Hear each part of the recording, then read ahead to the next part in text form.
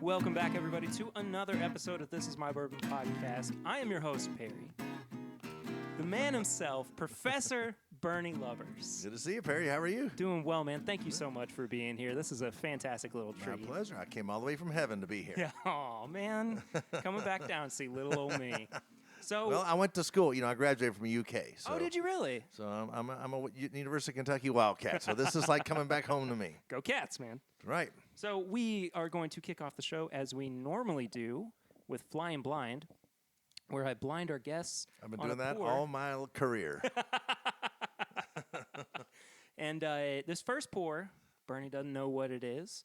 I'm sure he'll find it somewhat familiar. There's a good chance of it at the very There's least. a rose in the bottom of my glass, but I'm sure that's not what this is. Yeah, it is not. I apologize for that. Could not. Oh, no.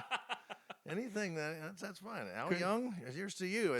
We're drinking out of your glass. I don't know if we're drinking your whiskey, but I doubt it if they're going to put Four Roses in a Four Roses glass here. So these are actually one of my favorite kind of everyday glasses. Yeah, I use these at home. Yeah, they're not. I'm not the glass guy. I like. Sure. I got lots of different little glasses. I use. Yeah. I just like them. They're a little bit smaller than your kind of standard rocks glass. They're a little bit easier to hold for me too. I seem to get a better nose off of them too when I'm drinking out of them. Yeah, this is nice. This reminds me of old whiskey. Okay. This reminds me of whiskey from the 60s and 70s. That candy, that hard candy. Sure, sure. Yeah, that's what, that just people say, what is old? A lot of people haven't tasted old whiskey. We're lucky here in the great Commonwealth. We come along some old Dusties and all kinds of stuff. But my first impression is this reminds me of old whiskey. This is not terribly old. Oh, I'm sure it's not. No, I'm just saying this is reminiscent. This is reminiscent of him. Which I kind of like. Which brings too, a couple things to mind of what this might be, but. I'm not that guy either. I can't just taste. I'm not Eddie Russell. I just can't taste something and tell you what it is. I mean, I can't really either. I learned that a couple weeks ago at the Big Blind Bourbon Taste Off in Lexington. But this was something that I kind of happened across recently. We've had it on the show before. This is a rear age stated Elijah Craig 12-year. Oh wow! Yeah. Well, that explains some of the hard candy right. flavor with the age on it. Just found it in the wild, Yeah. in November, I think, and it was a nice little treat to have. So, a lot of people kind of boo-hooed over the loss of the age statement. Sure. But I don't did. think. Well, sure. It didn't go away though. We still have age-stated 12-year Elijah Craig. Yeah, it's just in the form of the barrel proof. Absolutely. But I think that even still, the non-age stated small batch is fantastic. Oh. I mean, really. Well, it won best small batch of the world last year. That it did. So, and number 2 bourbon of the world. The I always tell people, why am I bragging about number 2? Because we won number 1 too with Henry McKenna. So. And nobody cares about awards until you win them. Exactly. Well, the C918 from last year actually was my number 1 of the year for 2018, and I mean, just had everything that I was looking for in a pour last year. So this is nice. Yeah. Was this with the big red number 12? No, this was stated on the back. Yeah. Instead. So this is really coming through now in the second and third taste. This is really coming through of the wood and the spice. Right. Coming from before, as it opens up. Those baking spices that are, kind of familiar there too with that Elijah Craig palate.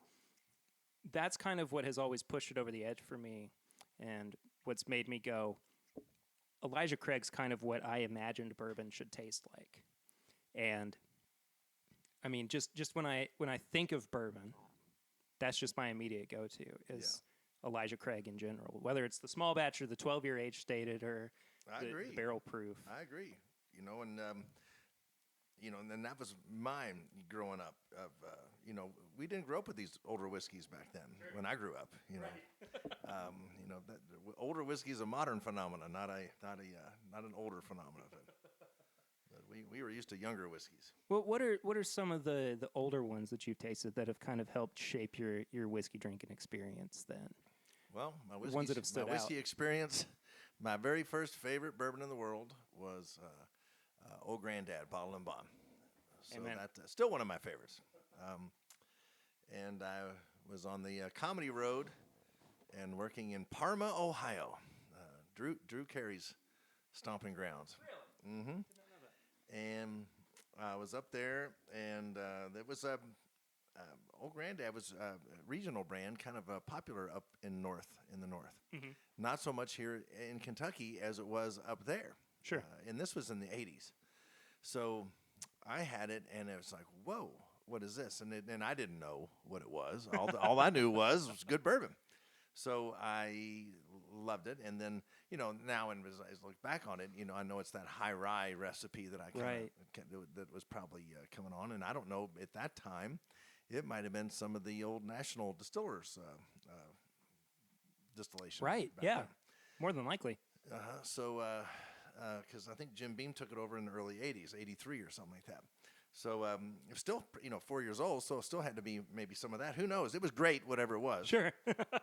And so that got me going on, because, my dad drank just about everything. My dad was a buyer for Fall City Brewing Company, and wow. He was vice president of purchasing, and everybody knew he drank bourbon. So you don't give a guy who works at a brewery beer. So all the salespeople sent him bourbon for Christmas. Right. I'm sure not as bribes. But, sure. So, and they sent him everything. I remember it was a barrel shape, kind of a half gallon of ancient age. Wow. I think it was. It was everything. There was everything back then. 70s and 80s, it was Old Fitz. There was Jim Beam. There was Old Crow, all the big brands. And Wild Turkey, all that stuff. Wild Turkey, 101, we called that all white meat when I was growing up.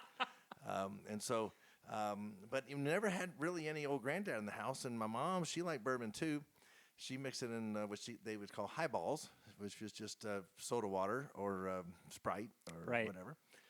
And so this was a new thing to me. So when I had it, I came back home, and I was telling my parents about it, and they're like, "Oh, Granddad," and I was like, "Oh yeah, we know that brand," and blah blah blah. But then I went to my friend's party. The Hallorans and the Mr. and Mrs. Halloran, they loved bourbon, and they loved Old Fitzgerald at the time. And I said, "Oh, Louise," I said, "I found this great new bourbon called Old Granddad and Bottle and Bond. It's a Bottle and Bond," because I know she liked the Bottle and Bond Old Fitzgerald. That's all they drank. She says, "Well, Old Granddad's fine bourbon, but it's no Old Fitzgerald."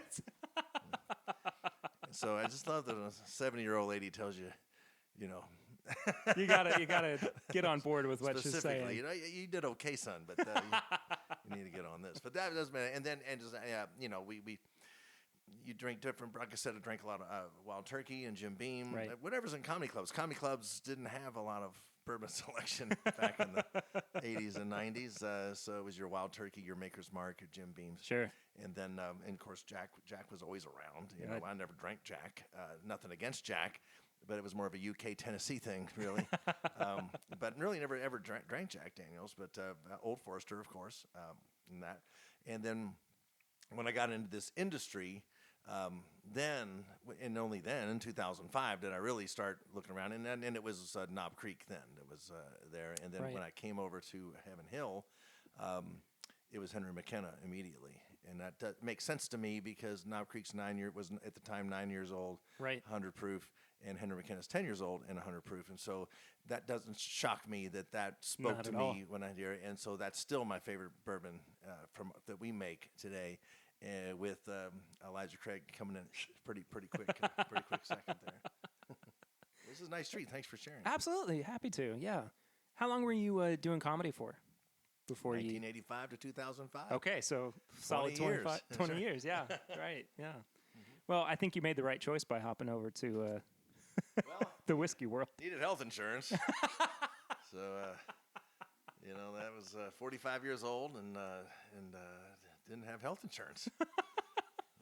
That's a good time. Well, I could get it, but it was $700 a month. Well, sure, so it was a little difficult. But the industry came to me, so that was kind of interesting.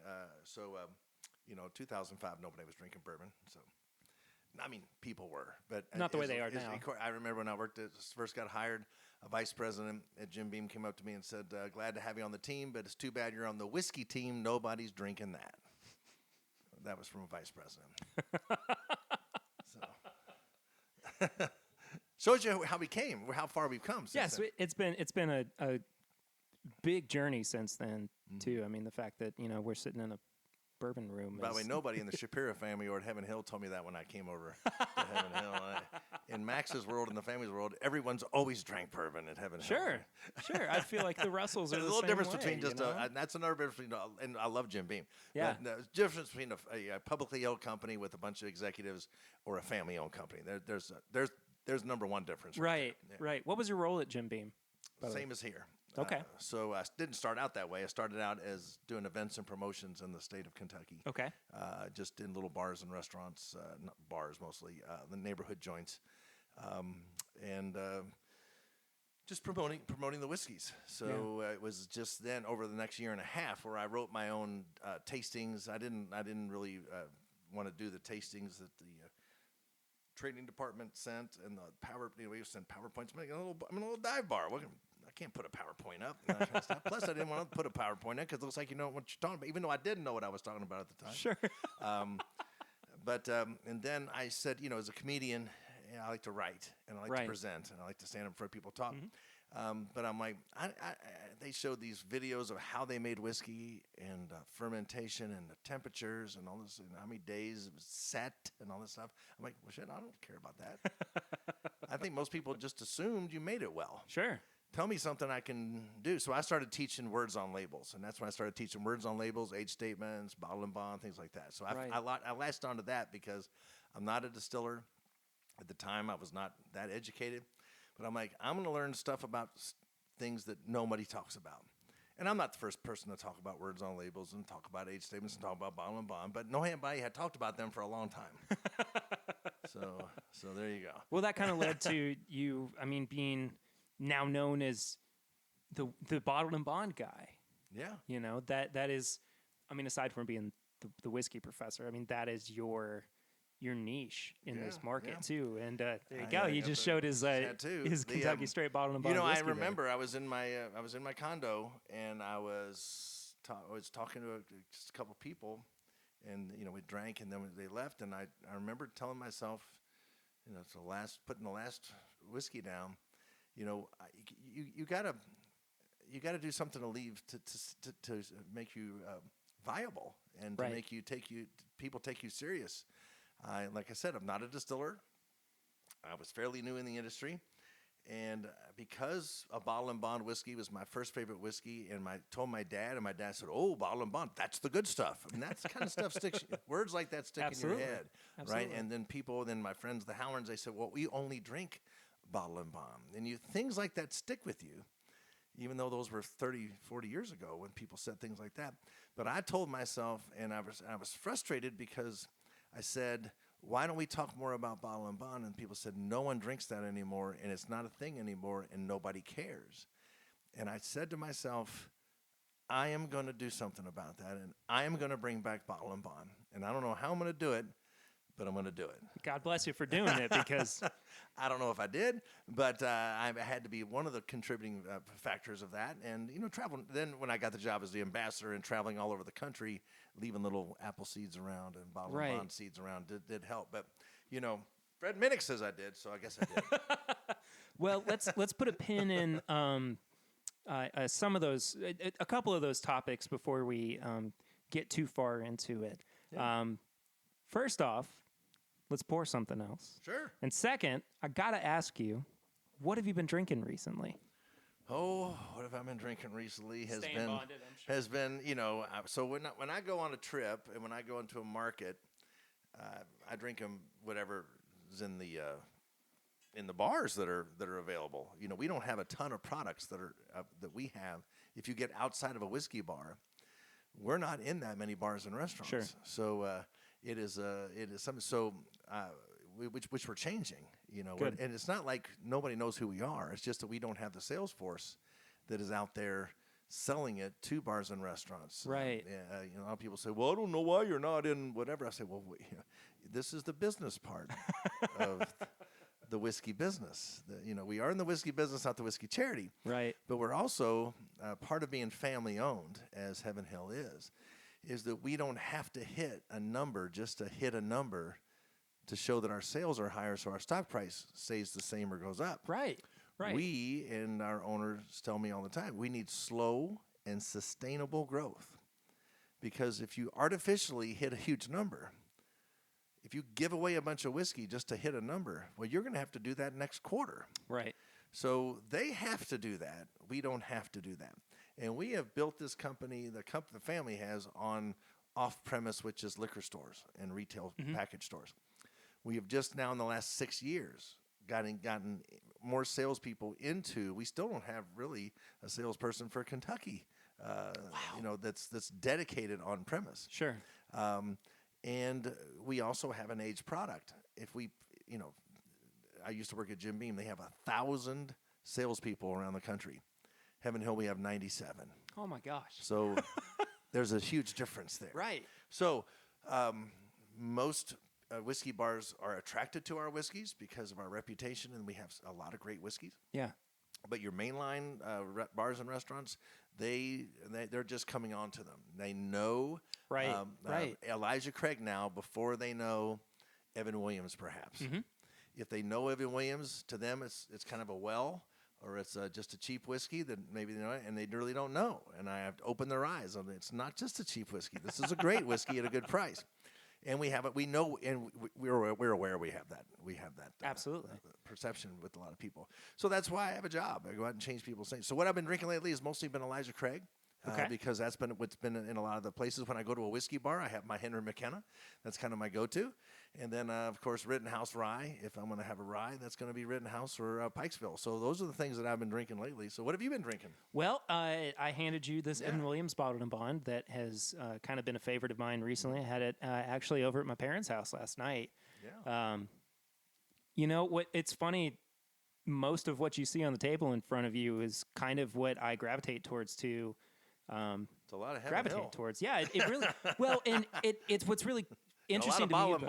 Sure. Well, what's interesting to me is that, and we'll talk about this in a second too, is the amount of different expressions that Heaven Hill can produce as a bottled and bond under different labels, but they still have a distinct flavor to them, a distinct profile to them. How is it that Heaven Hill can actually do that? I know I'm kind of like veering off of what I've been drinking recently, but it's a great question that needs to be asked more of everybody who comes from a distillery, because these are the unsung heroes of every distillery.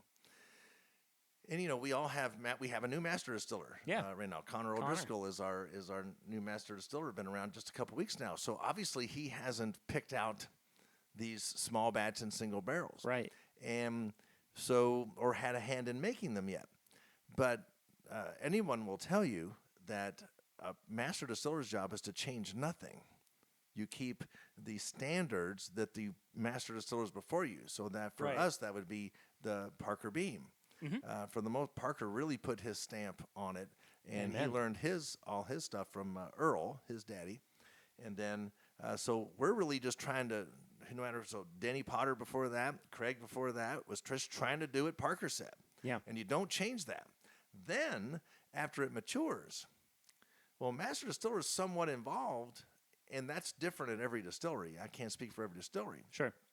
But there's usually a team of people with the master distiller that puts together the tasting panels of every distillery, and then the small batch and single barrel picks that they have for them. And then that's why J.W. Dant tastes a little bit different than Evan Williams, even though they're both 4-year-old, 100 proof, same recipe, same whiskey, basically. Right. That's why JTS Brown tastes just a little bit different, even though it's 4-year-old, bottle and bond, 100 proof, and from the same season. So there are we have a lot of things we can choose from. Being a large operation, we have 56 warehouses now. 20,000 to 57,000 barrels in each one. There's 7 different floors, so you have different floors you can bring things from. Right. And that so if you're small, you don't have very much to choose from. No. If you're large, you have a lot of things to choose from, and a lot of different areas and a lot of different things. So a lot of our whiskeys are all in open rick, tin wrapped warehouses. My big thing lately is telling you about our house style, because everybody has a house style. We're basically all making the same thing. Sure, That's sure. a general statement. Don't jump on me right away because, oh, no, no, no. Look, it's a general statement, okay? We're all basically making the same thing with the same recipe and the same stills and putting them in a lot of them in the same rick houses. How is there a difference? Right? Well, it's called house style. But a lot of our major competitors and most 100%, almost 100% of our craft distillers that are competitors don't use open rick warehouses. They might use palletized warehouses. They might use a barn. They might use wine racks. Because they can't afford a $5.5 million rick house. They might not have 57,000 barrels. They might have 57 barrels in their inventory. Right. They might have 100 or 200. So they do different things. They use different size barrels, things like that. It's all part of the house. Nobody's wrong. Nobody's doing it better. So don't hear that. It's house style, okay? Sure. So our house style is to use the open rick warehouses that has great airflow, that has many different floors to choose from. And then our tasting panels, and that is Chris Briney's team. And that's Chris, Mike Sani, who's been with our company for almost 40-some years. Wow. Chris has been there 27. Tawny on the team. They're all there. And then we also have people, and I think most every distillery does this, you just bring people in. Right. And you bring them in, and whether you work on the bottling line or you're rolling barrels or you're in the office, you're invited in because you have a tongue and you have a palate, and it might be pretty dang good. And we don't want to overlook that. Sure. So then you bring them in, and let's say you just mentioned taking the age statement off of Elijah Craig. So when we knew we were faced with that, we were like, okay. We're definitely going to have to, and people say, oh, you moved to the back and you try to trick us and all that kind of stuff. And let me tell you, I can see, we know we handled that wrong. Okay? We admit that. We handled that wrong. I'm not really going to apologize for it because, I am apologizing for it, but we handled it wrong. But we did, in our heart of hearts, thought we could keep up with the 12-year age statement. To show you how fast that product has blown up. 2012, when I started with the company, it was a 12,000 case brand. It's now a 200,000 case brand. Oh my gosh. So you think you could keep up with a 12-year age statement? Absolutely. 12,000 cases, 200,000 cases. And they saw it happening, but they were like, we really think in our heart of our hearts, maybe we can keep up with this. And then it just boom, it just exploded. Yeah. I think we took an unfair amount of heat over that when, Knob Creek's had to take their age statement off. 1792s take their age statement off. Basil Hayden took their age statement off. Jim Beam Black took their age statement off. Not much, right? Not much blowback. But boy, we did it. Boom. We're jerks. But anyway, so you're gonna take it off. We had the panel get together, and then you do what's called triangle tastings, and you do two of your controls. Let's say you take 2 of the 12-year. Sure. And they don't know what it is. They don't know it's Elijah Craig. They don't know what it is. And then 1 of the new small batch you're trying to put together. And then you do opposite. You do only 1 of the 12-year and 2 of the new one. And then your job, you're not even supposed to say, hey, is this bourbon? Is this a wheated bourbon? Or is this a bourbon rye? Or is this a rye whiskey? It's not your job. Your job is to say which one's different. Right. And then now we know, so we weren't trying to really match a 12-year. We were trying to get a lot of old whiskey in there as we could, and we do. But came up with that small batch. So that's a job of putting together Parkers, putting together these Old Fitzgerald spring and fall releases. Even those are all the same year, same season. You still want to have some really good bourbon in there. Right. So it's all about these triangle tests. We're not the only ones that do it, but we think it's the way to do it. And so I know that because you can just look and see we've done pretty good. Oh, absolutely. With no things kidding. we come out. And so it's the unsung heroes of Chris and Mike and Tawny and their team, and our tasting panels, which could just be your next door neighbor who works on the bottling line or in the warehousing, which is pretty cool. Yeah. It's really neat. Let's back up a step too. I think one of the most important things, we've been throwing this phrase around all night long, but we got to really break down what is bottled and bond. And you are the exact right person to answer this question. You literally wrote the book on it. Well, I don't know if I wrote not the whole book on Bottle and Bond. I don't know. Could you write it? I guess you could write it. I definitely could write Sure a whole you book could. about Bottle and Bond. Sure March you 3rd, could. 1897. That's a long time ago. So Bottle and Bond is a set of restrictions and laws that were set down on March 3rd, 1897 when it passed.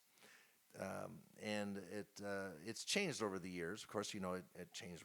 It went away basically during Prohibition, and but it is now. We will talk about the modern rules of Bottle and Bond. Do you want more? No, that's fine. Okay. I'm good with plenty. I'm going out after this too. So Well, there you go. So we have some JTS Brown Yes. here, which has the one of the best back labels on the planet. You ever looked at the back label? The real simple one? Yeah. I love it. I love it. It's just a white piece of paper. T.W. Samuels has the same one, Right. too. Yeah. Right. So, but it has a lot of information on it. Does. So, that back label is very important. So, Bottle and Bond basically gave you an insurance of quality. What was happening in the late 1800s is a lot of people were making what they called rectified whiskey, basically taking Everclear, adding colors and flavors. Some of them safe, some of them unsafe. Some would use battery acid, some would use tobacco spit, put them in the fermenters, give them a little flavor like that. Iodine. There were no laws. It was the Wild West. You could Sure. bottle it at any strength. It didn't have to be even 80 proof. Today, the modern law of whiskey states it must be 80 proof or higher, but there was no laws back then. So this guaranteed you a good age, a good strength. Bottle and Bond also had to do with taxes and when they were paid. So if you put it into bond, it was like putting it into a bank. You didn't have to pay for those taxes until you brought it out of bond. Because back then you had to pay for taxes immediately. So it was much Right. different. So that's why I said it's changed over the years. We don't have treasury agents that live on the distilleries like they used to. And we're taxed at a different point than we used to. So a lot of that has been taken care of. But still, Bottle and Bond is the most restricted spirits that there are on the planet. So it has to be a domestic distilled spirit. So we can only control what we do here in the United States. So you never see something that says Bottle and Bond from Canada or from the UK or Australia. They could pass their own laws, but then they haven't yet. Right. So Sure. we got it now, but we can only control ourselves. But it has to be made any spirit. So that means rum can be. It means vodka can be. It means gin can be if it's made here. Brandy, we have the only Bottle and Bond great brandy on the planet here with Sacred Bond, which I brought, which is also available in Kentucky and a few other markets. Laird's Apple Brandy is one of the only other brandies that's Bottle and Bond. But they used to all be Bottle and Bond. Sure. A lot of them did, not all of them. But spirits can be. It's not just whiskey. Then it has to come from from the same class of materials, from the same types of spirits. So you can't mingle spirits or classes of materials together. It has to be pure of one thing. I read that could be wrong. I read that you can't put a bourbon with a rye whiskey even. Okay. That's how Yeah, I read it. I Okay? see That's that. a different class of spirit to Absolutely. me. Okay. So these are laws. They are to be interpreted. There's not black and white. That's why lawyers make money, right? But I'm not a lawyer, but this is my reading of it and my understanding of it. But anyway, so it has to stand on its own. That's how I kind of put it. Then it has to come from one distillery, from one distilling season. In a distilling season, we brought that to life more with the old tax stamps that used to be on every Bottle and Bond, and the red tax stamp used to be on the other ones. I see you have one over there. It looks like, and it lists a season. A season is spring, is January through June. The fall season is July through December. So it's a finite number of barrels you can fill in a 6-month season. Mm-hmm. So that means it's a smaller run. Like here at Heaven Hill, we make Evan Williams. That's our flagship brand. That's the number 2 selling bourbon in the world. We got to feed that monster before we can make anything else. Sure. So we've got it. That's why you see mostly of your Bottle and Bonds from a large distillery. Mm-hmm. And only recently, with Wilderness Trail and New Riff, have you seen some come online. But that's how much they respect Bottle and Bond because Absolutely. they waited to come out. Wilderness Trail, I think, didn't release anything until a Bottle and Bond. So that was really cool. All the power to him. But anyway, you have to have enough to feed your main line, and then you have to have enough to do your fun bottle and bonds and all that kind of good stuff. So one season can't be 80 proof or higher like whiskey. Must be exactly 100 proof every time, which is a proof gallon, 50% alcohol of a gallon of spirits at 50% alcohol. So a proof gallon. Reduced by in proof to the 100 proof by pure water only. That was a huge deal in 1897. Okay. No more battery acid. No more iodine, right? Then that was a even bigger deal than it is today. It's still a big deal today because most of your whiskeys around the world have caramel color added to them and things like that. But you can't do that. Pure water only. So the barrel gives it all of its color and a lot of its flavor. And then let's see, what's the rest? Aged for a minimum of 4 years today. There we go. So 4 years, so you're guaranteed a good age and a good strength. Now there's 5,000 labels of American whiskey on the market. Some of them are sourced, which is fine. They could source it from us, Sure. But you really only know I want to know who made it, who distilled it, who bottled it. Bottle and Bond brings that to life because you must put the real name of the distiller on the package. Now, we distill under and own many trade names. You can also put a trade name. What does that JTS Brown say?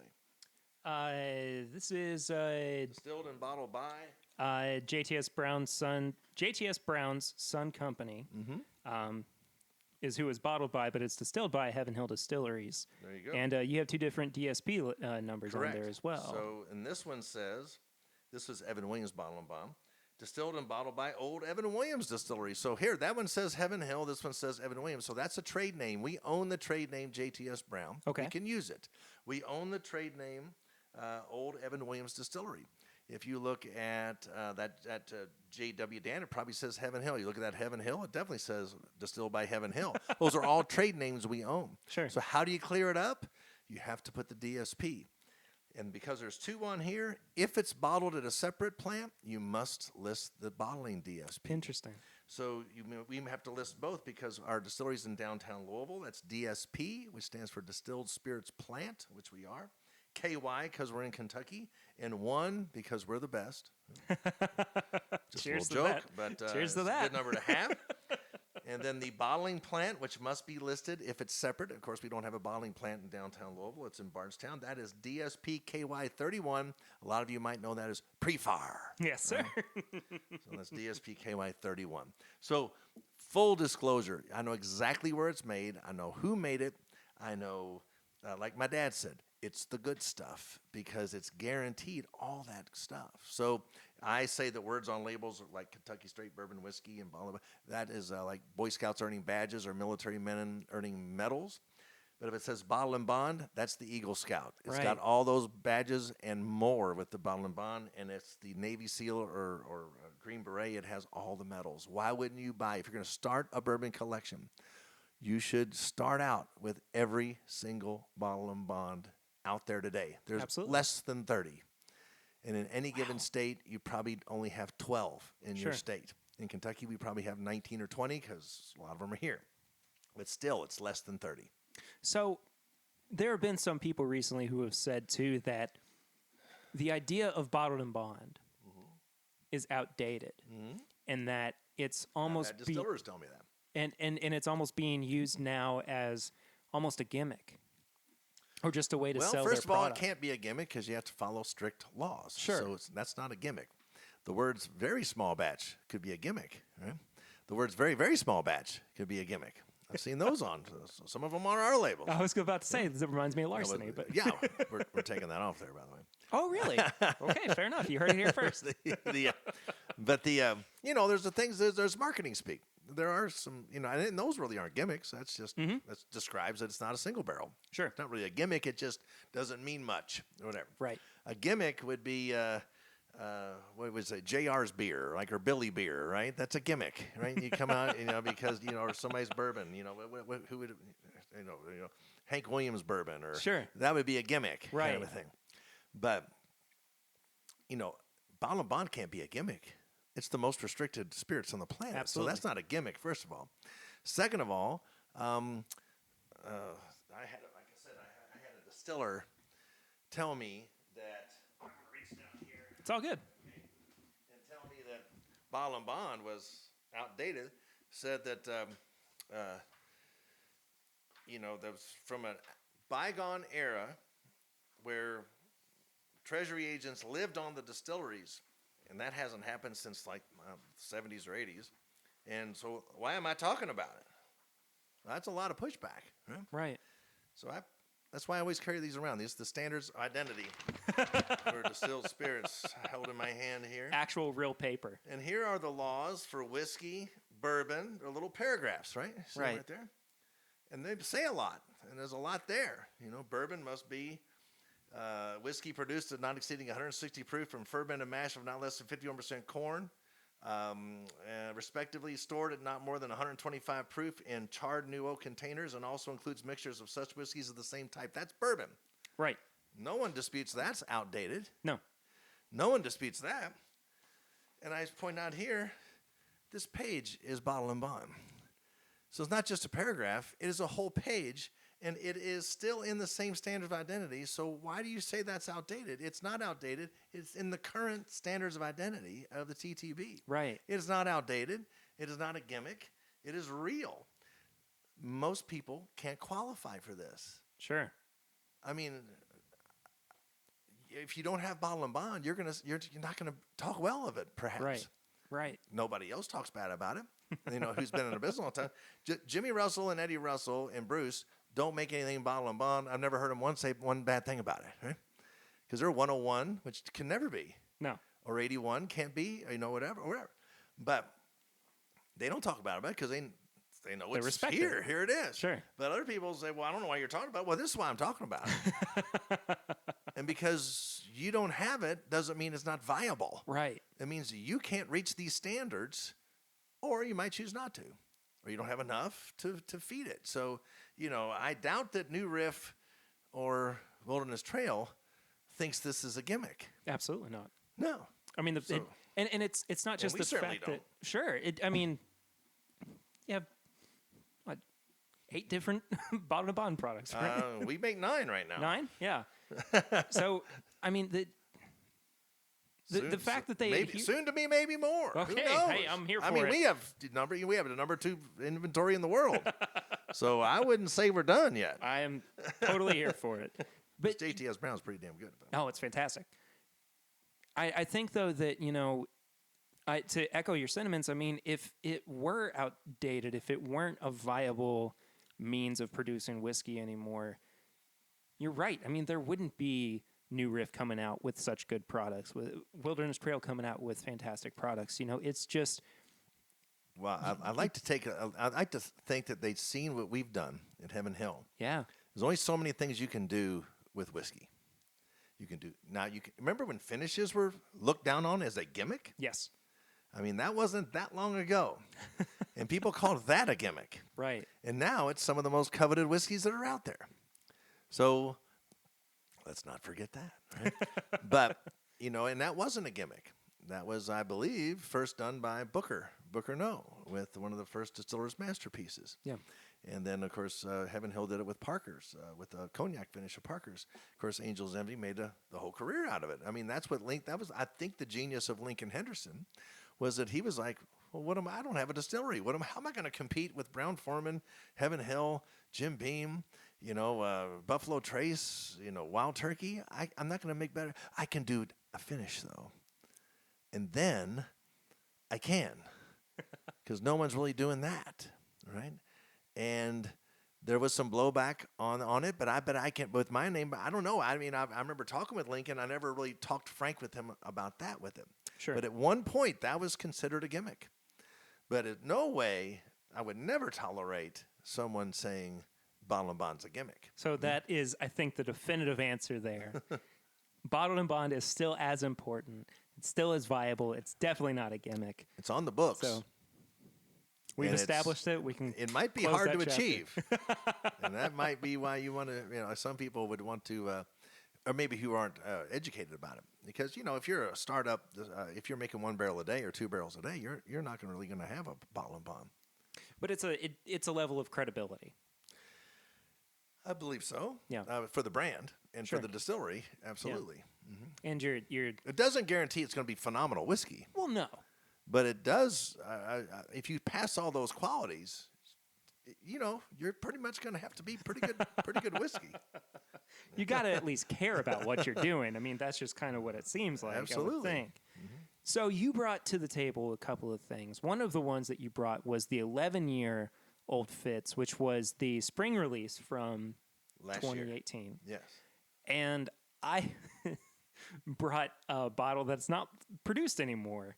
A handle. It's a handle of Old Fitz. I love that. I love that bottle. So I figured, why don't we do a little side-by-side of the two? Well, to it's see- actually the same whiskey, and it is made. It's just older now. Well, sure. Yeah, we So- just don't produce the 4-year-old anymore, which is unfortunate.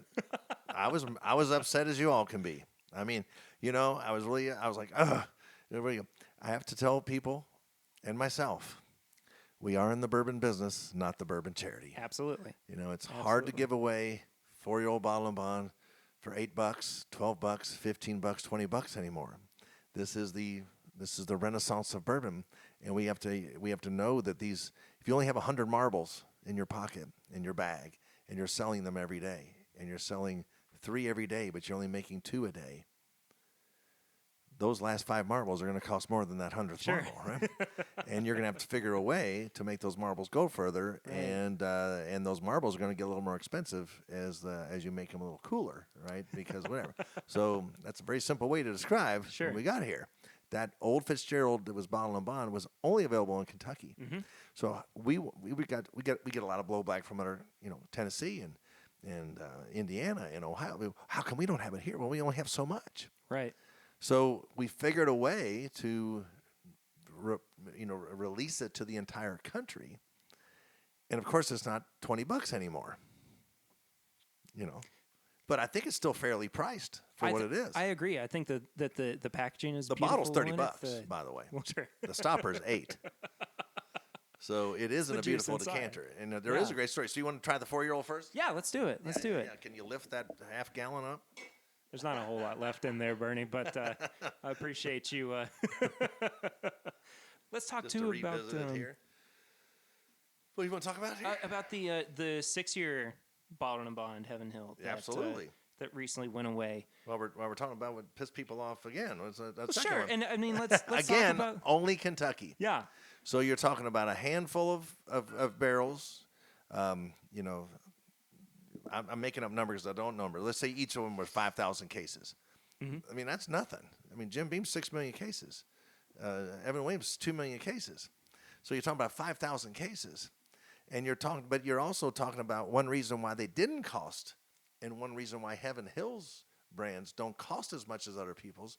Remember, we're family owned and operated. We're not owned by Wall Street. If you're owned by Wall Street, you got to advertise more because you got to push that number.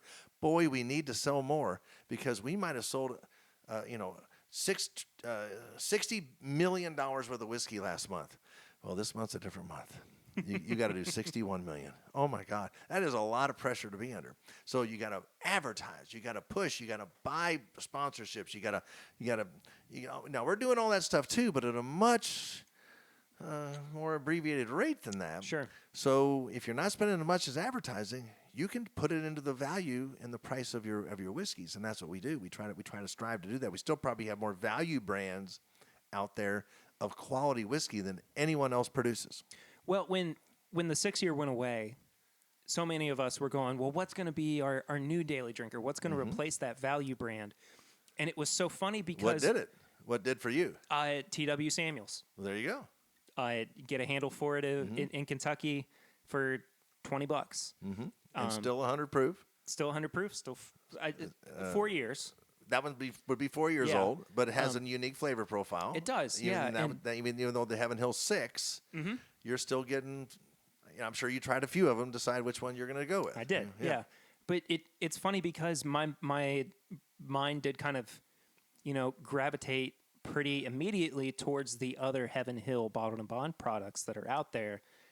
Maybe it's just because I associate them with the overall quality. Maybe it's because I know that they're readily available. Well, you probably knew it was the same recipe.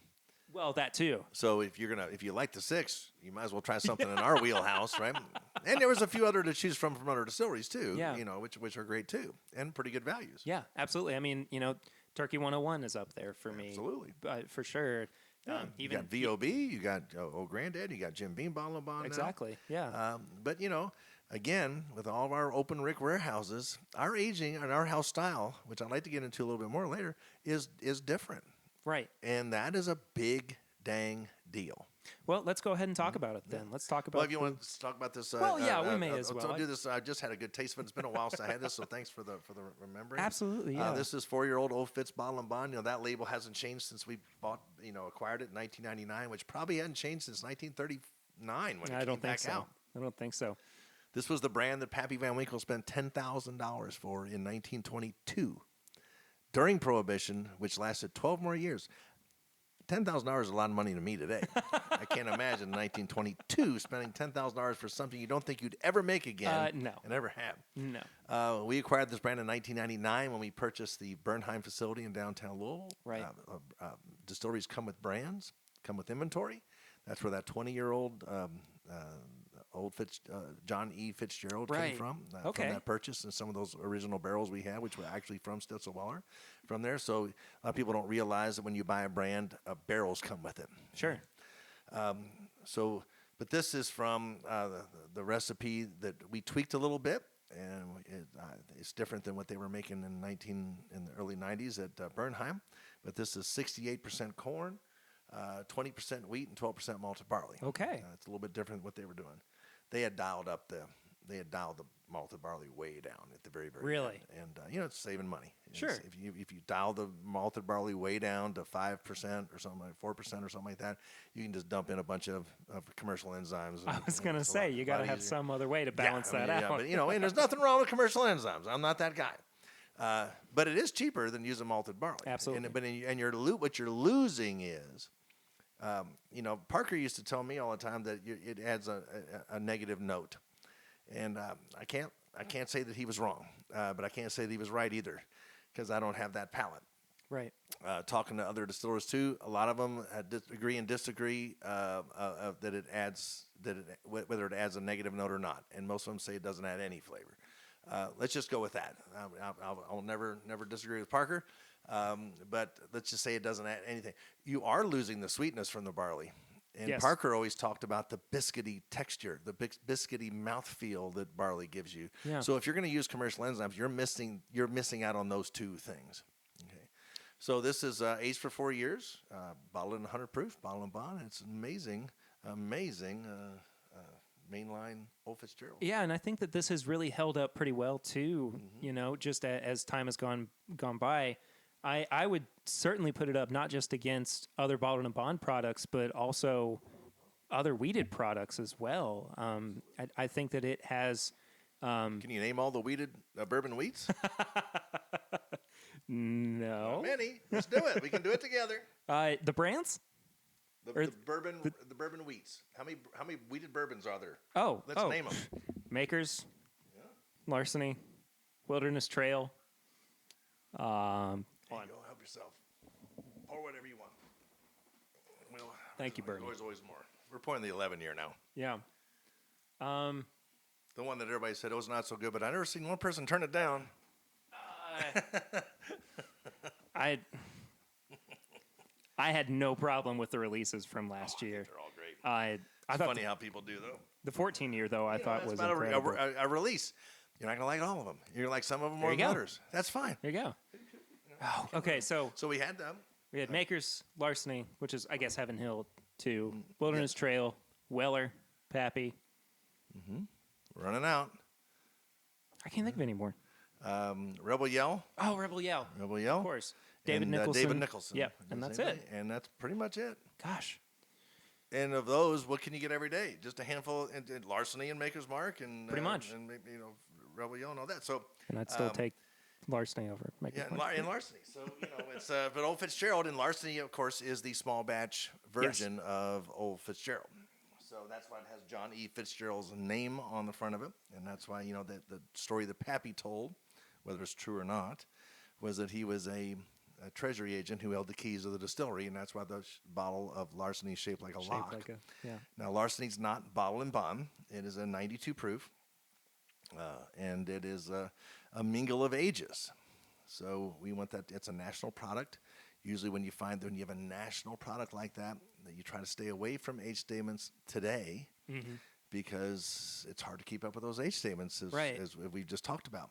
So, your Woodfords, your Buffalo Traces, your Maker's Marks, they typically go for no age statements, but they go for a flavor profile. And people say, well, how old? People say, well, how old is it? Well, it's not one age. Here again, we go to those tasting panels and those groups that put together those small batches. And again, we have to ask around at everybody's distillery, but ours, it's Chris Briney's team, which is Chris and Mike and Tawny and Trish and others, and they put together these incredible small batches. And of course, it also goes with this 11-year, which is not a single barrel. It's a small batch, right? But it's a small batch of a certain year and a season, which cuts it down even more. Right. 6-month period. And then this is for 11 years. It's pretty crazy. Well, I think that's something that, may be a little bit lost on some people is that there's nothing wrong with this. Oh, no, absolutely not. I think that, I when I do tastings like this, I like doing the younger one first because the older one tends to kind of fill in the gaps. Butterscotch and the creaminess of this. It completes everything that, while the 4-year was really good, this just seems to complete it. And it just has 7 more years. Well, vanilla, honey, and caramel, and all those, marzipans and, whatever else you want to make up and talk about. Talk about whatever. What's marzipan taste like? I don't even know. Almond paste, I've heard. It's the stuff that you decorate cakes with. I might have asked Fred Minnick that recently, and I can't remember for sure. But I think that's something, though, that is kind of lost on people is that the 4 years is the minimum. For a bottle and bond. For a bottle and bond. But to achieve that flavor profile, there could be older stock that's going into it. Probably not. But okay. But for a bottle and bond, it's got to be from one 6-month season. Sure. So you can't really put anything too much older in it. There we go. So another reason why the 6-year-old Heaven Hill went away and why the 6-year-old Green Label 90, which you have up there, is still here. Yes.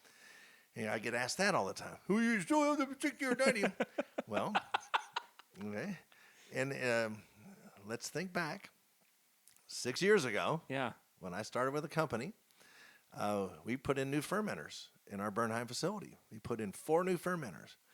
We had to shut the plant down. There's certain things you can add, and you don't have to shut the plant down. And there's certain things you got to do it. So we had to shut the plant down for several months. So we weren't making anything for a few months. That's 970 barrels a day. We didn't make whiskey. Wow. For many months. Okay, several months. So we get back online. We have a 3-month hole in our inventory that has now traveled with us through 1 year, 2 year, 3 year, 4 year, 5 year. Right. And the first real age-stated expression that we had to face was the 6-year bottle and bond. Sure. So we only had 3 months of barrels to choose from. And we were already low on all those years before of 1 year, 2 year, 3 year, 4 year, 5 year. And our black label extra aged happens to be a 5-year product. It doesn't have an age statement on it, but it is 5 years. Did not know that. So we had to use a lot of those barrels from that season of that 6 year that took away from that. So we had to go. That's why the 6-year bottle and bond went away, and the 6-year 90 is still here, because there is a hole in that, and because the 6-year 90 can be any 6 year, doesn't have to be from a specific season. So it's hard to put in an ad, okay, and to articulate to people. But you're hearing it here, okay. There's the real reason why. Well, and a lot of people said that the 6-year was going away because you guys were trying to capitalize on maybe an older bottle and bond product. Trust me, we are. Okay. And we're not going to lie about that. Yeah. Again, it's the bourbon business, not the bourbon charity. So the 8-year national bottle and bond Heaven Hill. Is there going to be an 8-year? That's what I've heard. Okay. If you're playing dumb, you're doing the really well. good I mean, I haven't heard it's going to be 8 years. I don't know what it's going to be. Sure. I think we're still talking about it. Yeah. It all depends on barrel inventory, and we try. I know y'all don't believe it, but we try not to have so many allocated products. I believe it. Because Absolutely we're believe it. all about. I mean, we've seen that can blow up in your face Sure. firsthand, and for a couple other companies, it's a hard thing. They're not trying to make it difficult either. I mean, if they have it, I mean, that's all they got. So, but you know, the price actually has to go up if you don't have much of it. So, trust me, when and if it does ever come out, it will probably be not as expensive as other expressions of other people's stuff, and hopefully not as allocated. But you know, if it comes out, we know it's going to be like if and when it comes out, it'll be like Piranha at first. Oh, absolutely. But with us, you do know it will be coming out all the time, and it would probably be a national offering, not just for one state. Great. Which also has to have its own bottle. Bottles can cost bottle molds. And creating a bottle can be hundreds of thousands of dollars. Sure. People don't realize that too. As part of the bourbon business, not the bourbon charity.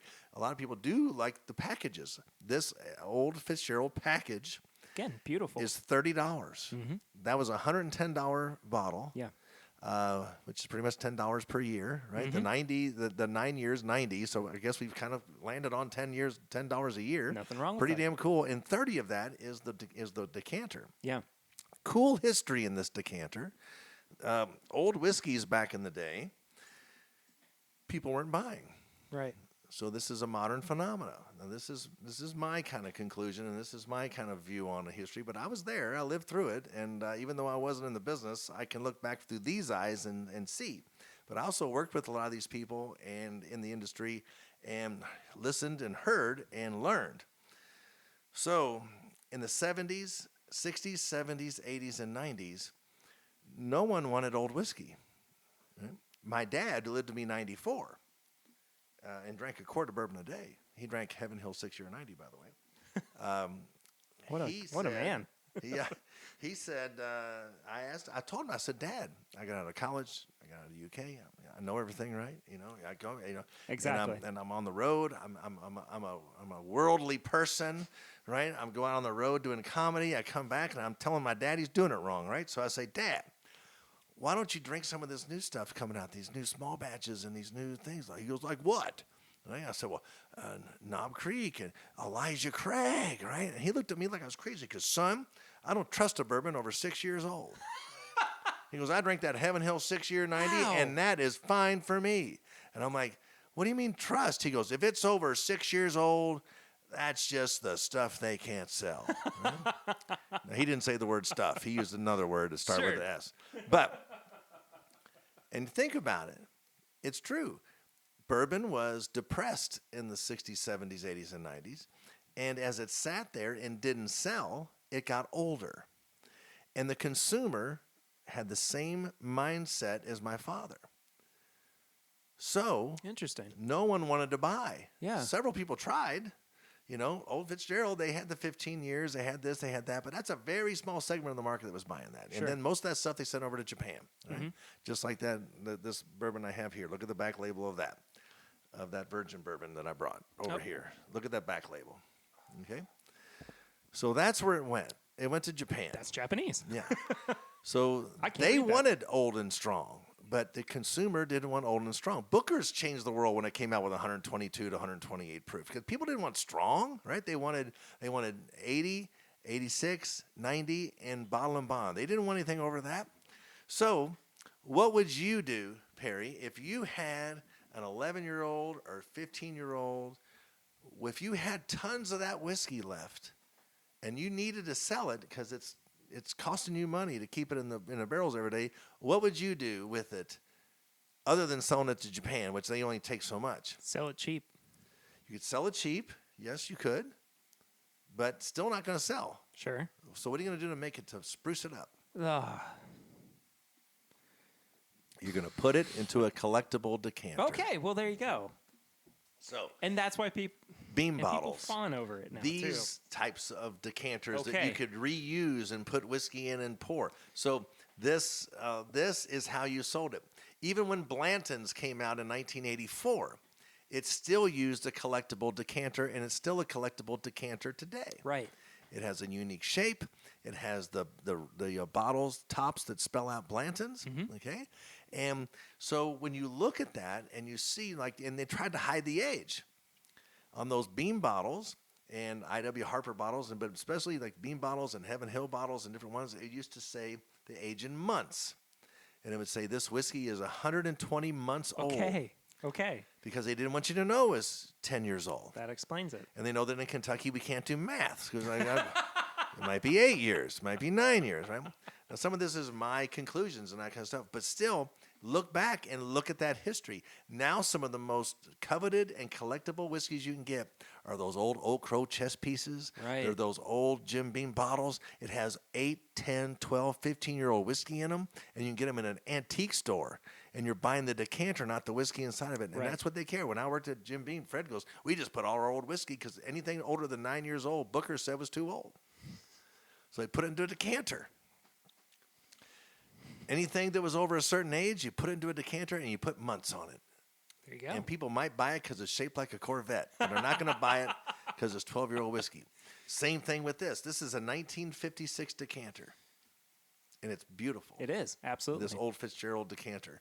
And, today we know that people want older whiskeys. So we put the age on there in years and all that kind of stuff. It's a different world now. This is a very new, modern trend. Yeah. I mean, I have a bottle from 1978 of Jim Beam Black that says 101 months on it. And there you go. You go. How old's that? That's 8 years, 5 months. 8. Is it 8? Okay. I am no good with math, so thank you for that. I only know that 100 months is 8 years, 4 months because a friend of mine, he's from Indiana, because I told that story, and he saw the 100 months, and he goes, that's 8 years, 4 months, and I'm a Hoosier, and I can tell you how old that is. So that's the only reason I know it's 8 years, 5 months. All right, fair enough. Well, I got to say, that was a really interesting little comparison that we did back and forth. Isn't it? There. Since you brought it up, I figured it's not bottled in bond, but we tried this virgin bourbon. Oh, yeah. This 15-year, 101 proof. You can't get this anywhere, so don't ask about it. I mean, around it. We're not going to come out with it. This is just something I have from our international market. I'm lucky with our company. I get to go internationally some, and I snuck a bottle from our international warehouse. We don't sell this anymore over there, so this is one of the few bottles left in the world. I understand Japan, there's a pretty good amount of it over there, but it's whatever. But I wanted to share this with you. So thank you so much for bringing it. That's 15 incredible. years old, 101 proof, and let me tell you, something happens with our whiskeys around 15 years. You really don't see us coming out with many 15. We saw our William Heaven Hill has a 14 and 16. But let me tell you, this is unique. This is something. I'm not going to tell you anything more than that. It's just unique. I feel like I need to let you pour this. Oh, you can't pour whatever you want. It's just Parker and Fred. Everybody's taught me, you open a bottle, you finish it. Don't worry if it's gone. It's a great memory. So don't ever ration your whiskeys too much. It's crazy. There'll be another cool bottle. Cool. Absolutely. So I never. Tony, you come over to my house, you can have whatever you want. People do whatever. You pour it. Hey, if you kill it, we kill it. Who cares? There's going to be more. There's more of everything, right? That's why we're at war these days. There's enough love. There's enough gas. There's enough food. There's enough everything. We can all share. Whiskey should be shared. Now, I'm guessing that Meadow Lawn Distilling Company doesn't exactly exist. Is that what it says on there? That's what it says on the front. Okay, so let me tell you a little history of Heaven Hill and the genius of what Max Shapiro and his father Ed did. Yes. So talk about Heaven Hill here. We started December 13th, 1935. We made barrel serial number 1. They built Old Heaven Hill Springs Distillery, which is being recreated at our new visitor center. That's just being revamped in Bardstown at our Bourbon Heritage Center. It's going to actually have an exact replica. Well, it won't be exact because we won't be making whiskey in there. But from the outside, it'll be the exact replica of the Old Heaven Hill Springs Distillery because we bought 200 acres of William Heaven Hill. All one word. We're now called Heaven Hill because when he sent away for the license, the distillery license, somebody in Frankfurt put a space between Heaven and Hill. And Max tells me the family was called because, they invested $17,500. I said, well, this is a lot of money. We need to have it right. They got it. They said, we change it, but it's going to be a $25 refiling fee. And they said, we're okay with this for a while, right? Because they knew they were going to make bottle and bond whiskey. It was going to take 4 years to age. So over the 4 years, they fell in love with the name. It sounded like a place. Heaven Hill sounds like a heavenly place. So they were fine with it. So they went with it. That's that first whiskey we came out, the bourbon we came out with was that gold label, Old Heaven Hill bottle and bond, which is what Lieutenant Dan is drinking all through Forrest Gump. Well, we'll have a little bit of this here in a little bit as well, because this was another kind of surprise find that I came across. But we'll talk about that in a second. So what did you think of it? You took a little sip of that Virgin Bourbon, and Virgin Bourbon is a brand that the family acquired over the years. So I'll tell you a little bit about that history. Yeah. So I'll tell you, we started December 13th, 1935, and that's the first brand we came out with, Old Heaven Hill, and everything we made was Heaven Hill. Nothing was different than Heaven Hill. Right. Okay. We had Old Bourbon Falls, but which was a straight whiskey, was only 2 years old. But Heaven Hill became the flagship brand of the company, and was until the 1950s and 60s and 70s and 80s when other things happened. I'll catch up with that story. This is unique. This is it's not like any bourbon you've ever tasted. Absolutely not. There is almost kind of like a minty note on it too that I don't think I've ever noticed in a Heaven Hill product. I don't think before. It's a little minty. I think it's eucalyptus, spearmint, any mint. Okay, not a mint note then, a mint smack. It is a mint bomb. It's really amazing. fantastic. I mean, you might even, if I told you this was a rum, you might think it was. I think I would probably, Yeah. I wouldn't be fooled by that. It's so dark. Oh, 15 years old, Oh, 101 sure. proof. Yeah, I mean it. it. That's one of the things that I just love about, and it's so romantic in nature. And it goes and goes and goes. It does. And you're getting yeah. in the back of my palate on the right hand side. I'm getting this like chocolatey thing going on. But on the left side, I'm getting some like fruit though. And no, I'm totally on board with that. But man,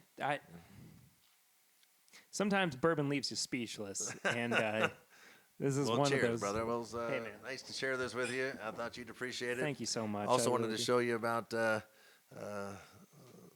you this story. So, gosh, mint bomb. So so you have this dynamic of the Shapiro family, and they are 5 brothers who own junior department stores in different little cities like Fairfield, Kentucky, and Bardstown, Kentucky, and they don't know anything about bourbon. They Right. joke that they didn't know a barrel from a box. It was Ed, who is Max, our current president's father, who was elected because he lived in Bardstown, which is even now considered the bourbon capital of the world, but especially back then it really was. Even more so with I mean, it still is today, but there were more distilleries there than there are today. But still, it is by far and away always the bourbon capital of the world.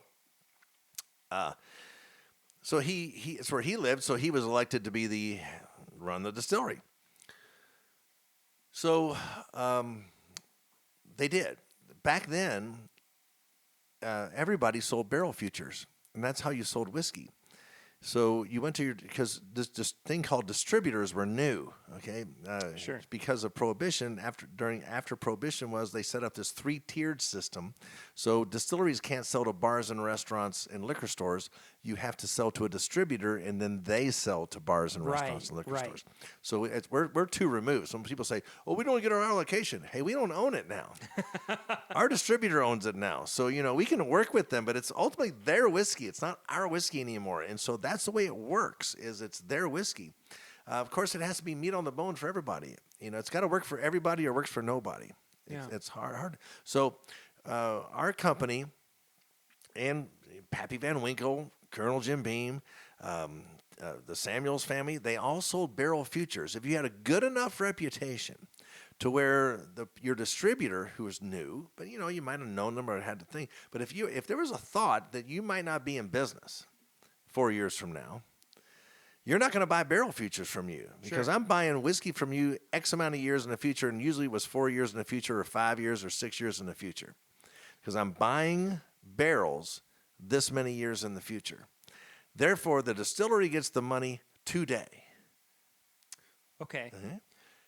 And then, Allowing them to continue to operate. and then we make money today, Right. but you don't get that whiskey till the contract ends. That's wild. Yeah. So That is something you that I don't think could exist today. It doesn't sound like. well, it does. Only with Heaven Hill. Amazingly so. Only with Heaven Hill. Amazingly because we're so. still family owned. So because of that relationship, though, you have to have a pretty strong relationship and know and really trust that that distillery is going to be there. So put a little pin in that, okay? So we also, so these distributors seem to like our family and our company, and they liked the way that they worked. They liked the margins that they made were not as low as the other ones. They were making good margins each time they sold it. And so they encouraged our owners to get into other spirits and make other spirits. And we did in the 70s.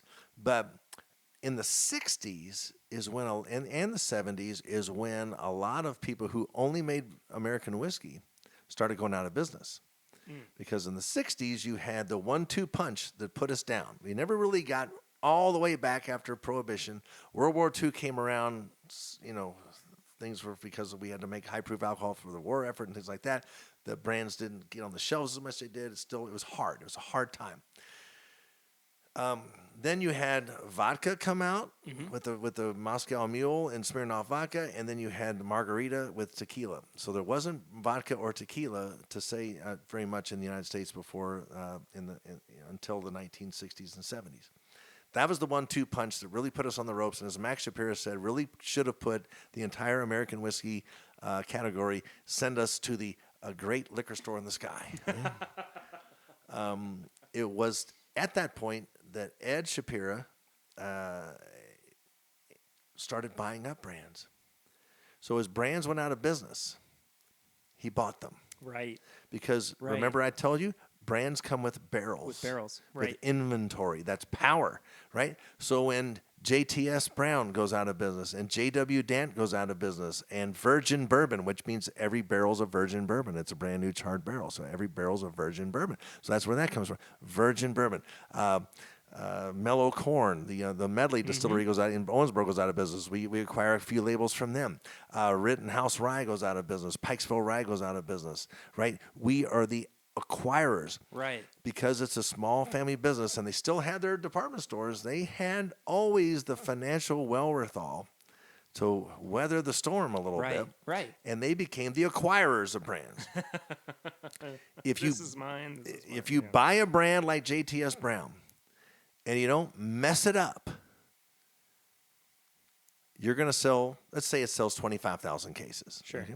It was a bigger brand than that probably because that was Paul Newman's brand, that he drank in the Hustler. Let's say it's 100,000 cases. Okay. If you don't mess it up, you're going to sell 100,000 cases next year. Right. And it's a brand you really don't advertise. It has a brand following. It has a popular following. T.W. Samuels, same way.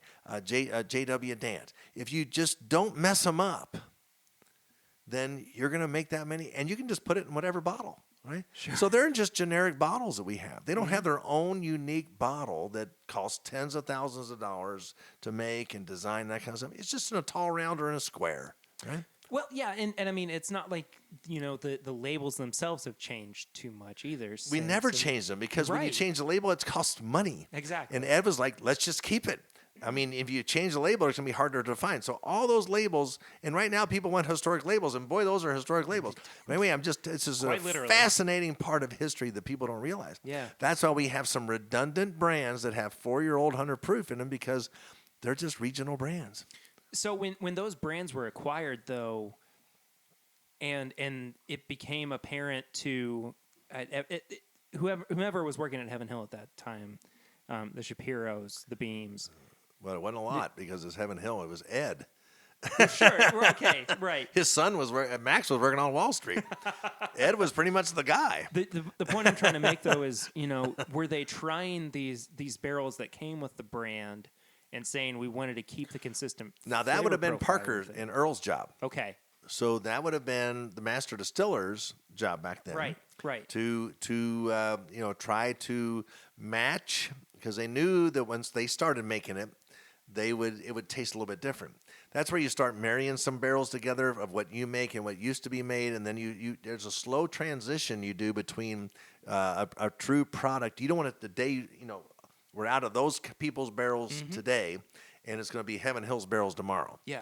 You want to start weaning them, so where you start mingling some of your barrels with those JTS Brown barrels from Heaven Hill barrels and put it together, so that over time, now a lot of customers, some people can have a heightened sense of flavor, and then go changed immediately. I know it's changed.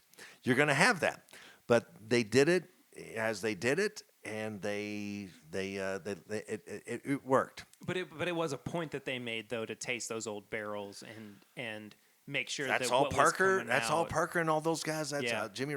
All those people, Booker. No, that's all they live for, right? Yeah. Is that kind of stuff. So, and this was very commonplace. You would add age statements and take age statements off daily back then. Yeah. No, there was no Facebook, right? Right. It was only because of social media that people started paying attention. Of course, that's a good thing. It helps build brands and that kind of stuff. I joked that when if a rickhouse creoles means to fall in on itself. Okay. If a rickhouse creoles before Facebook, did it make a sound? Eh? Because in the year 2000, there was a creoling that happened at Wild Turkey. Right. But nobody knows that. But everybody knows that Barton, right, at 1792, there was a rickhouse that fell down last year. I even saw it on Adult Swim when I had a commercial. Said 9,000 barrels just fell at a distillery in Kentucky. This is on Adult Swim. That's wild. It's wild. So, but yes, and I used to talk about it. I used to say we use the plumb bobs because if you get too much weight on one side, a building will creole. They said, "What's creole?" I said, "When it falls in on itself." It says, "Has it ever happened?" I said, "There's a word for it." Okay, so, and I got to drive my point home. Not that I wanted a creoling to happen, but it's not going to be the last. It wasn't the first. Sure. And all that stuff. But is a fascinating part of history that people don't talk about. Is these little regional brands. And Virgin Bourbon we sell in Japan. The older stuff, there's still a 7-year-old Virgin Bourbon for those folks who are listening in Alabama and Mississippi and North Carolina and Kansas, I believe. There's some 7-year-old 101. Little secret out there for people. And who it's your don't all's really version know. of the 6-year-old bottle and bomb. Yes, it's it your is. all's version of the 6-year-old 90. It's your all's version of that. So, these little regional brands are gems. And just because they're on the bottom shelf doesn't mean they're not good. So, speaking of disasters that happened, whether it be a collapse or a tornado or whatever, I figure what we would do in response to that then is try something that was pre-disaster or pre-fire. Pre-fire. Pre-fire. From the Heaven Hill Distillery. Awesome. So this is a pre-fire Heaven Hill bottled and bond. Which probably this 15-year was. Very likely, yeah.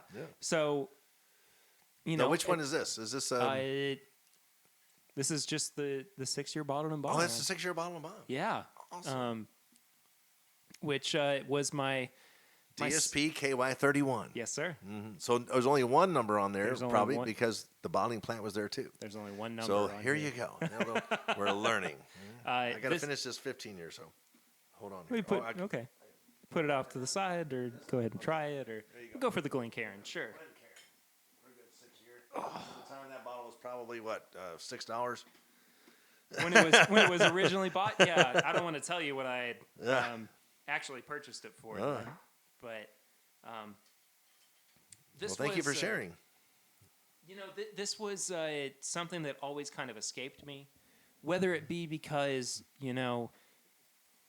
there was the legendary taste profile, or just the fact that it carried the clout of being pre-fire. This was just something that always eluded me.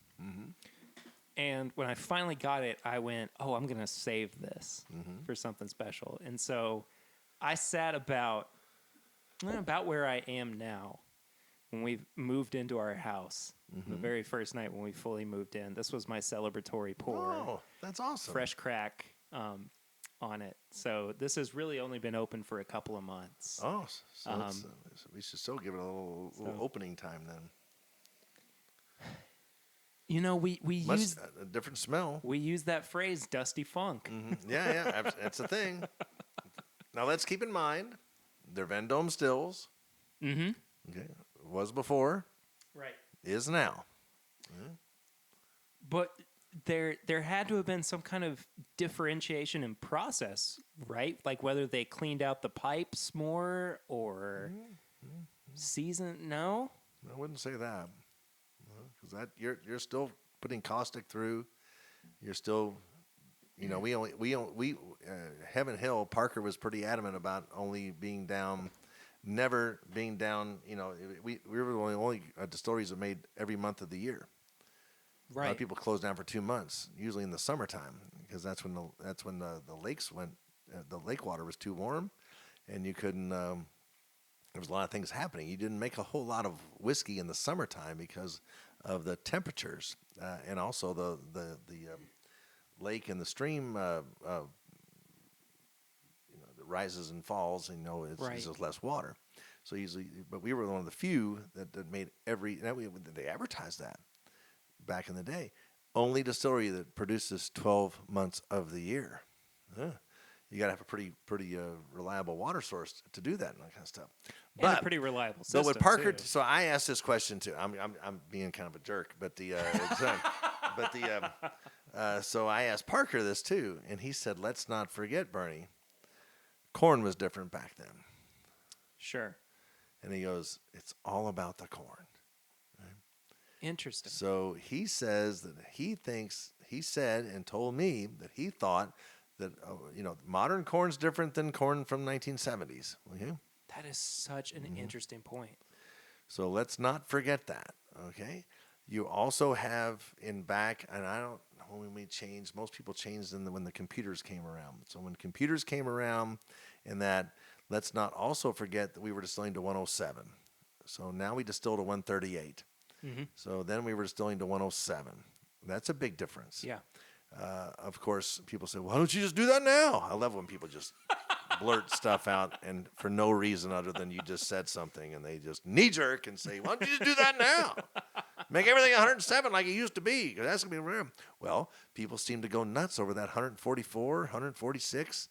Elijah Craig barrel proof, and they like that. They like the George Stagg. They like all that kind of stuff. They like the you would have none of that if you distilled to 107 and entered in the barrel at 107. It would never get that high. Right. So let's not forget that. Okay. So, but this was different back then. You used to come off the still at 107, go in the barrel at 107, sometimes a little bit lower. Sure. That's where your 101, 103, and 107s are barrel proofs of the early days. Right. So, when that Old Granddad 114 came out, that was entered at 116. I talked to the guy who gauged it at 116 and put it in the barrel, because they gauged it higher to put it in the barrel higher so that they would get. That was one of the first original barrel proofs. That was way before Booker's. Right.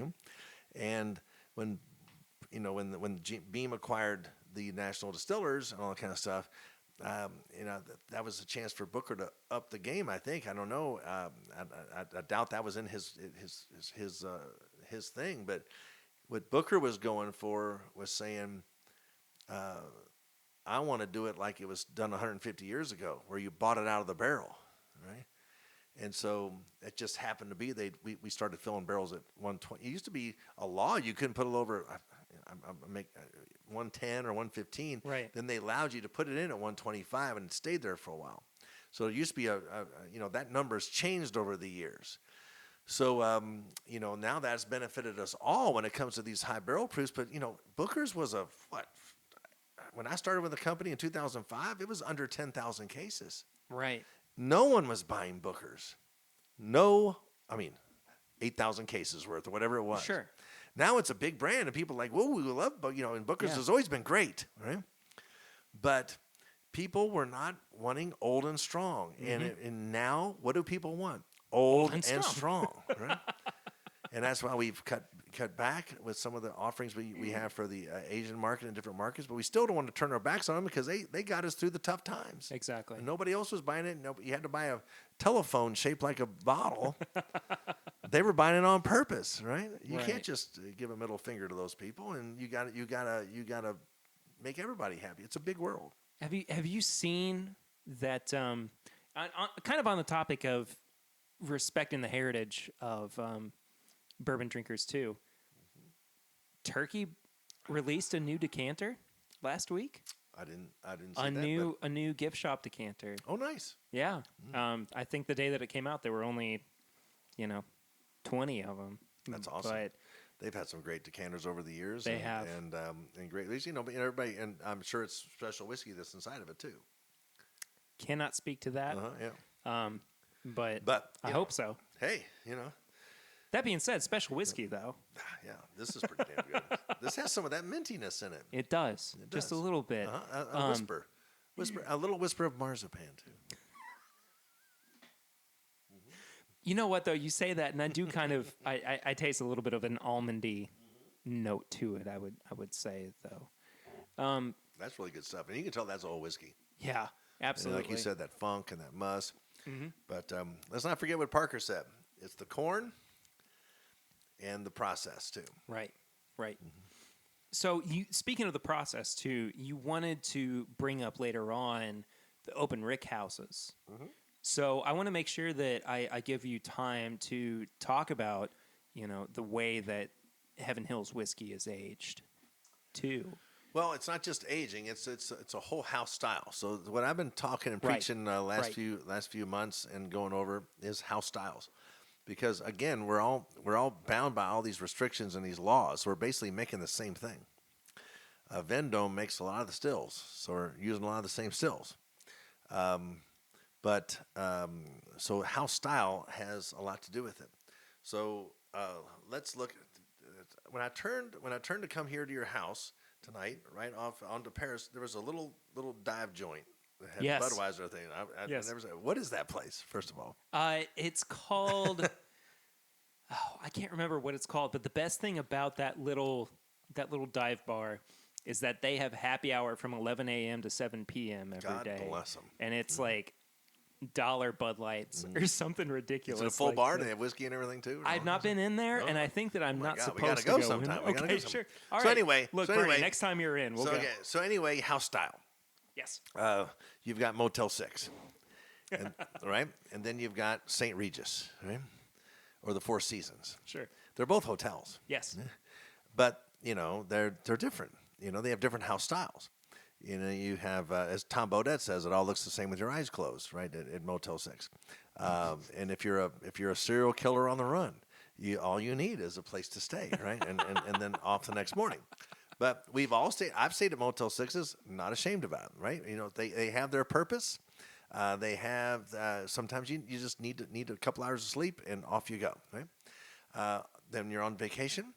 You want to be treated. You want to stay at someplace nicer, and it has a different style.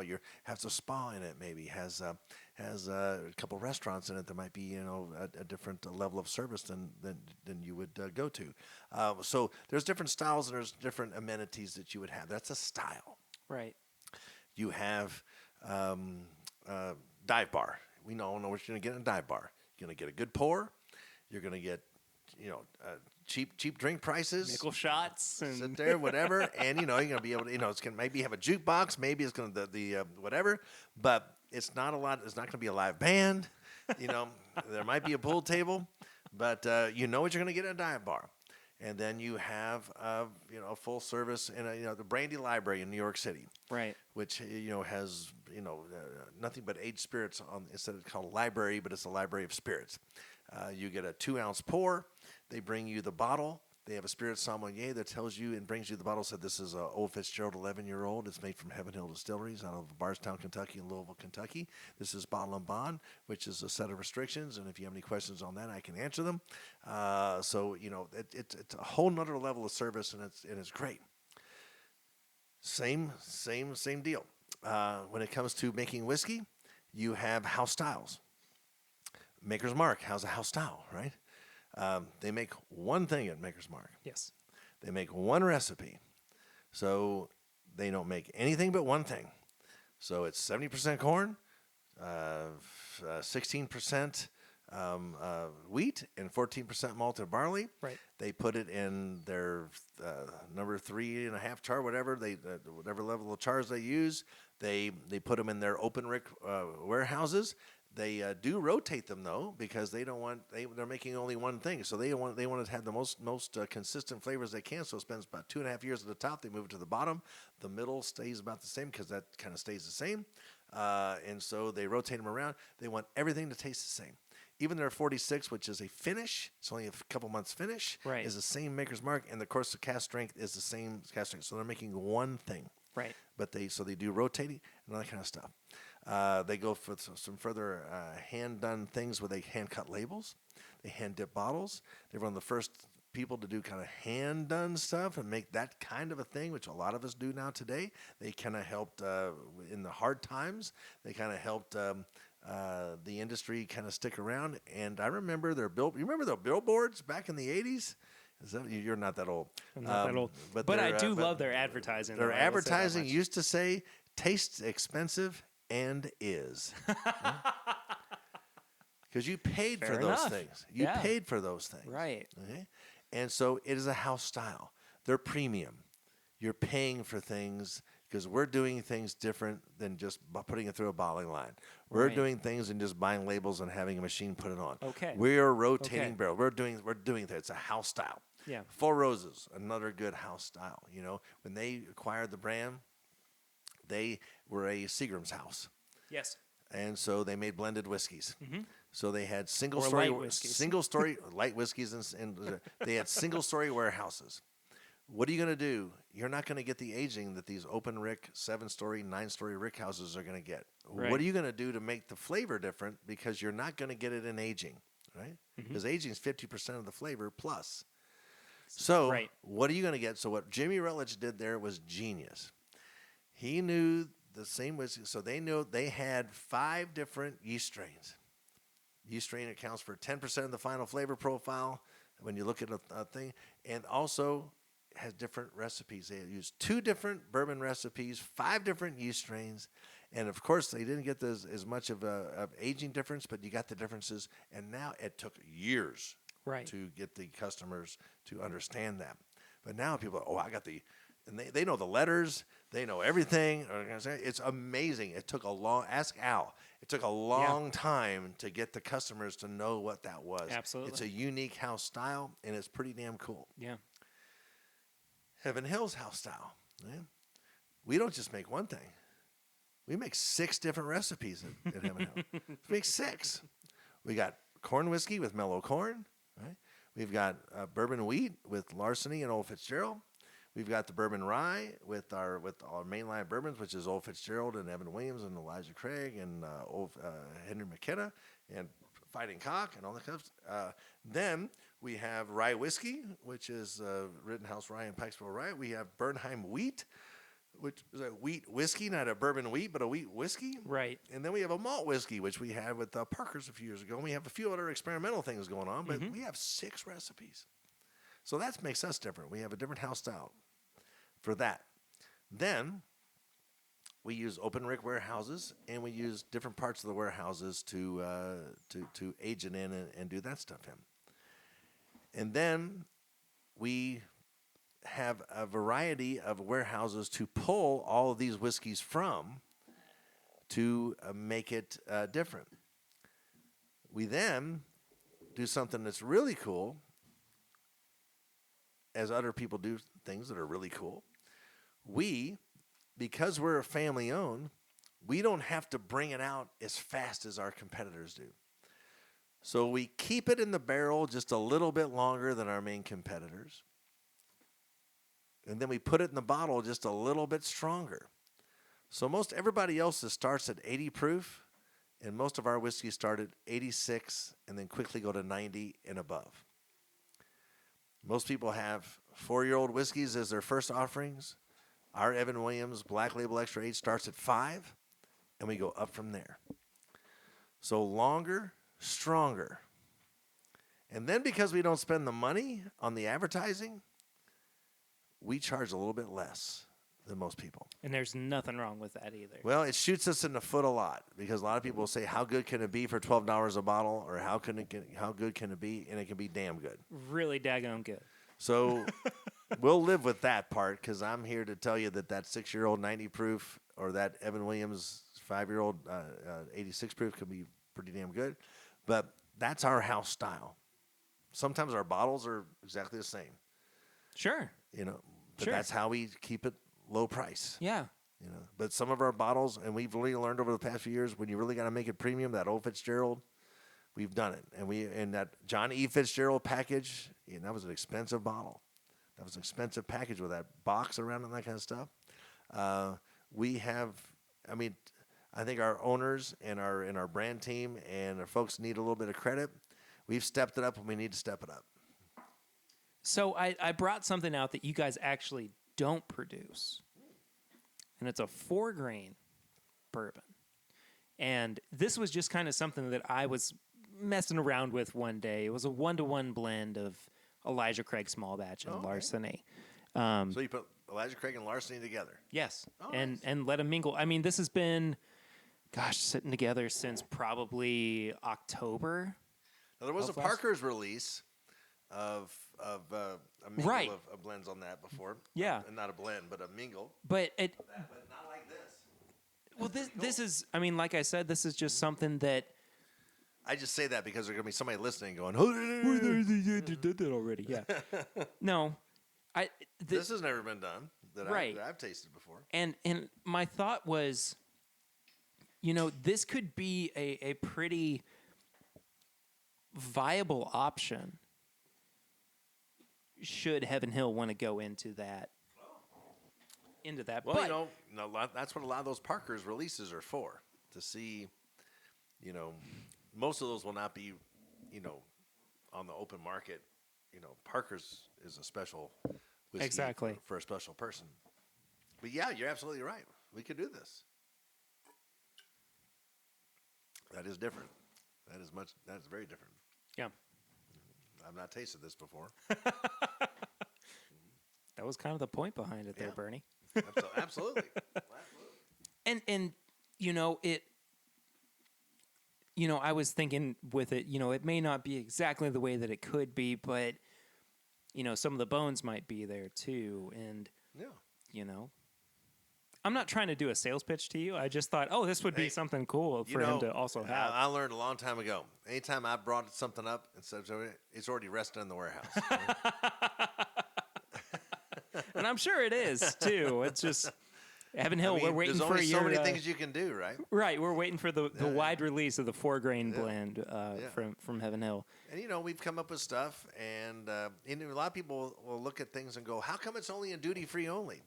Well, that's probably the experiment that Sure. we decided, not us, but other distilleries too, decided, it's not going to make it we're not going to make enough, and there's not enough of a market for it for the national market. So whatever barrels we have, we're just going to put it in the duty free or whatever, because Sure. that's a finite number, and it'll sell through. It'll be fine. We're in the bourbon business, not the bourbon charity. We're not going to hang on to barrels or not do anything. If we have 3 main brands that we need to key on to be successful in order for us to continue being Heaven Hill and a successful American whiskey and bourbon company, and that is Evan Williams Black Label, Yes. extra aged, 5-year-old 86 proof product. I only know that because you say it's 5 years. There's no age statement on it. I really didn't know that it was 5 We years. sell barrel futures. We're the only people that still sells barrel futures to our distributors. So, and those contracts are for 5 years. I'm telling something out of school here, which I maybe shouldn't tell, but that's okay. So, throughout the country, every one of our distributors buys thousands and thousands of barrels 5 years in the future for Evan Williams. And that's why it's 86 proof and 5 years old. And I know it's 5 years old because those contracts are for 5 years. So, Evan Williams, and that's why it's $12 a 750. That's why it's the number 2 selling bourbon in the world without being in like 8% of bars and restaurants in the world, because it's only in liquor stores, for the most part. And there's a reason that it outsells Bullet and Wild Turkey and Maker's Mark and all those others, is because it's a damn good bourbon at a damn good price. Yeah. And our goal is not to be the number 2 selling bourbon in the world. If one of those other brands takes us over because they got the pressure and they might pass us, that's fine. It's okay. But how did we become the number 2 selling bourbon? It's because of barrel features and it's damn good whiskey at a damn good price. So, and then it's Elijah Craig and Larceny. So Evan Williams, Elijah Craig, and Larceny are our 3 main brands that we must sell. That we've decided that. I mean, the consumer also decided, because Elijah Craig was 12,000 Right. cases in 2012. It's now 200,000 cases. Yep. We didn't decide that. The consumer decided that. Right. So those are 3. If you want to help Heaven Hill out and have some other great bourbons and whiskeys in the world come out, I'm telling you right now, buy more of those 3 brands. That's what we need from you. You know, we need your support. We appreciate your support. You're going to buy our stuff anyway. We got great stuff. But here's this Henry McKenna you just handed me. Yes, I did. I just handed you a Nobody cares about awards till you win them. So Last year, nobody knew about Henry McKenna, and all of a sudden it won Bourbon of the World. And Fred Minnick had Thanks, to go, Fred.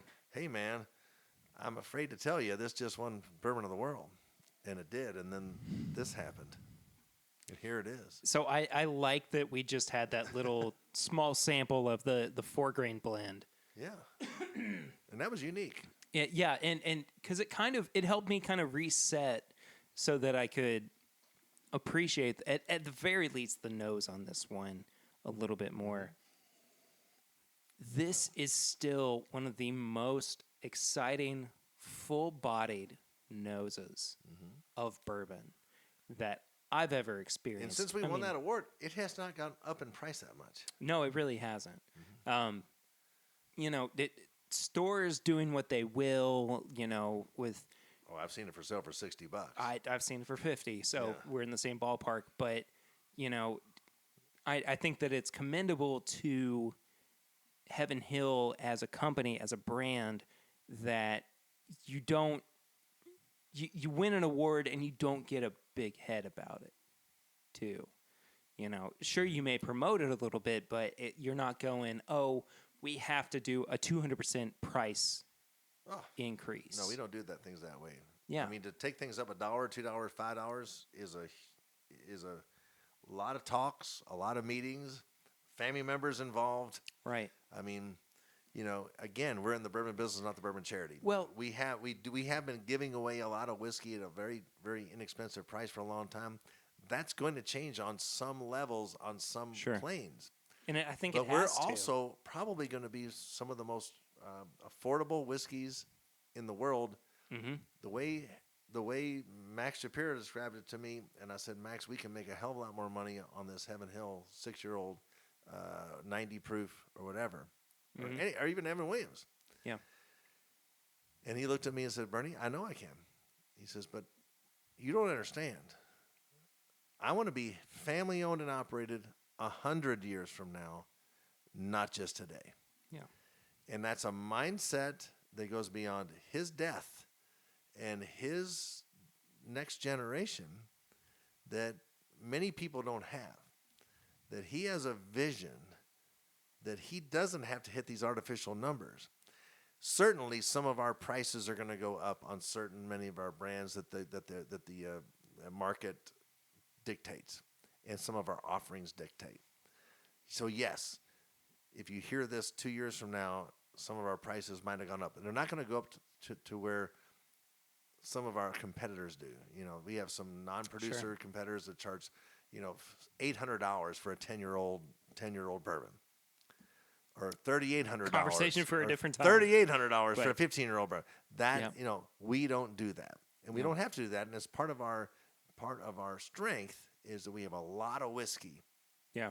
That we can get a lot out. Of good whiskey. You know, there's an 11-year-old bottle and bond, Old Fitzgerald, one of the names of the crown jewels of whiskey. That's pretty affordable. Yeah.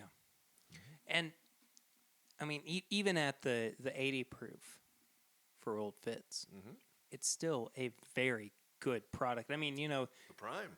You know, people have this notion that, lower proof is not as good because it, maybe too watered down or whatever. But I still think that, and really do believe that there are some really good quality lower proof whiskeys out there.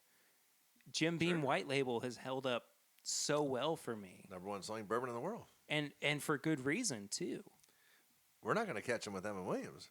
And thank God that's not our goal, right? Because we're 2 million cases. There's 6 or 7 million cases. But putting them up side by side, it doesn't matter, though. it doesn't That's matter. fine. That's great whiskey. Good whiskey. We have great whiskey. Yes. I mean, Yes. I will. Here's a good blind tasting. I will challenge your consumers. Don't to do yours? You can't do a blind tasting by yourself because that you know what they are. But with your friends, put some Evan Williams extra aged black label, just our #2 selling bourbon in the world, just the regular Evan Williams. Put it up against a Woodford Reserve. Sure. Put it up against a Buffalo Trace. It doesn't matter. Those are all great whiskeys too. Yes. And it doesn't mean we're better than them or they're better than us because you're going to sometimes say they're better than I picked this one, but it's going to show how we stand up. Exactly. And that's all you want to really do with a blind tasting. No one is better than anyone. I mean, every master distillers might say mine's a little bit better because they have a little bit more of a pride thing going on there, okay? But there's also respect. I don't think there's a lot of bad whiskey out there. I haven't tasted many. I have not tasted many bad whiskeys. I've tasted some young whiskeys. I've tasted some whiskeys that have been brought out on the market way before they could, but that's a bourbon business, bourbon charity thing. Yeah. They got their houses mortgaged. They got things going on. But there's not a lot of bad whiskey out there. But just because a whiskey is $12 or $13 a bottle, there's a brand we make called Evan Williams 1783. That's a sleeper. $18 a bottle. And trust me, we don't know what to do with it. It's just there. It's money. It's income. And we don't know what to do with this brand. And it's a phenomenal brand. And if you don't pick a bottle of that next time you go to a store, kick yourself because it's phenomenal. That might be my next purchase. I'm going to be really honest with you. So one of the reasons that I even know it exists is my friend Sarah from It's Bourbon Night, who preaches the gospel of Evan Williams 1783.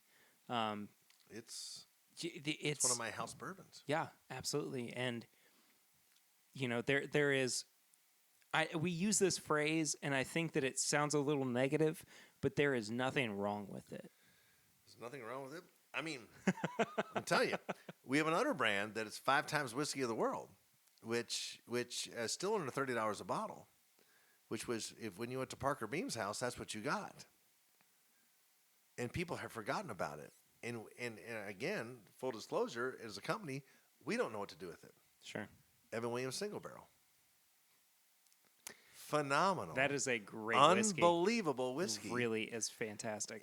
Because we have a lot of whiskeys and we have a lot of things going on and we have to make money. Yeah. We have pressure. We are building a $5.5 million warehouse every 6 months. We have put $100 million in our infrastructure of our distillery. We have a lot of things going on. We're distracted a little bit. Sure. And those are 2 whiskeys we're distracted by, and you all can benefit from that if you go out and buy this stuff. I'm being honest with you. No, I totally agree with you and know what you're saying because, we as consumers, and I think I'm even, I'm privy to the knowledge of, what is good bourbon for the price, what is, value bourbon for the price and everything, but I still will get caught up in, well, it's $30, it's $40. The bottle looks pretty. The bottle looks really nice. The label is gorgeous. I get caught up in that. Sure. And I go, well, I've got to have a bottle of that. Sure. But there we talk about this from time to time. There is such a level of bottom shelf shaming or bottom shelf negativity that, and not that Evan Williams 1783 or the Black Label is bottom shelf by any means. I've seen it but, down there. Well, sure, but people associate it with, oh, I would rather have this over that. So let me say this about that. Go ahead. Yeah. So people always want to grab gold dust. Mm-hmm. It's up on the top shelf. It's expensive. It's not there very long. They're unicorns, right? Because you hear about them, but you never see them. Quote unquote. So you grab gold dust. You know what? You should always grab gold dust. But you step on bricks of gold to grab the gold dust on the top shelf. Yep. And you should always grab gold dust. But don't forget to pick the brick up. Because everybody just leaves the brick. But you should pick the brick up. Because there's these phenomenal brands down there. There's the 1783s. There's the Heaven Hill 6-year 90. Yep. Right? There's all these brands down there that you need to put the bag of gold dust in your cart, but pick the gold brick up. And then everybody needs an everyday go-to. Everybody needs something. Exactly. Because those gold dusts are there and they're gone. And that bottle's gone. And what are you going to serve to your guests to come in every day? Hey, the gold brick, because it's pretty damn good too. I mean that's there's why there's my little sermon. Well, I mean that's why I'm more willing to go and buy a handle of T.W. Samuels or JTS, which is Brown. only available in a few markets. So when you have people come in for Keeneland or Derby or whatever, or you go, I never heard of T.W. Samuels. You can say, hey. This is a pretty cool brand that's only available in a couple markets. This is more rare than a lot of, gold dust. Well, what's fun about that for me too is not just that I can say you probably wouldn't have that, but also the carried heritage that goes with it too. I mean, it just by name has this relationship to one of the biggest selling brands in the world, Maker's Mark. Mm-hmm. So for people to go, oh, this is similar to or related to what Maker's Mark was, or was conceived as, there are so few people who can appreciate that or recognize that. Yeah. And the fact that I'm able to drive 15 minutes, 10 minutes, whatever, to go pick up a bottle. To get out of your neighborhood. Well, there's a lot of stop signs in my neighborhood. I'm going to be really honest with you. But the fact that I can drive a short distance and go and pick up a bottle, I consider a good fortune. Hey, we're lucky in Kentucky because we have a lot of those gold bricks. And we have a lot of those brands that are regional or local that only are sold here or sold in here in a couple markets. And that's why it's so cool that so many people from around the country and the world visit Lexington or Northern Kentucky or Louisville, and they go to the smart ones, go to the liquor stores and look down. Everybody looks up. You have to look down. And that's where you look down. And you know what? I find that they do. They buy them by the case. Yes. Because they know that they're going to go back to Wisconsin or Minnesota or New York, and they're not going to be down. They're not 15 minutes away. Right. And they're going to buy it by the case. And what we glance over, and more people in Kentucky glance over them than those people do, we need to stop glancing over those. And, they're going to go away one day because we all are in the bourbon business, not the bourbon charity. And we're going to make more money if we sell them nationally at a different age and a different price. And we're more reluctant to do it at Heaven Hill just because we have a lot more whiskey. Sure. And that's guaranteed money. And Max will always say, "What, you going to guarantee me I'm going to make that money if I turn it into something else?" And whatever, we can't guarantee him that. And he is a good speed bump on that, because we can't just knee jerk react. And of course, he's protecting his family and his vision and his view of the future, which Right. is, Bernie, I want to be family owned and operated 100 years from now, not just today. And I can't just take advantage of this bourbon renaissance, because we don't need money right now. We have money right now. Right. Now, I'm all about making money. Let's not say that, because a business is about making money, right? Sure. But we need to be smart about it, and we don't need to be we don't need a lot of artificial money. We need real money, Right. not artificial money, if that makes sense. So, one last question before we move on from the conversation for tonight. But how do you feel like you fit into the family that is Heaven Hill? I mean, you were kind of, in a way, adopted into it, but what do you feel like your role is in the family of Heaven Hill?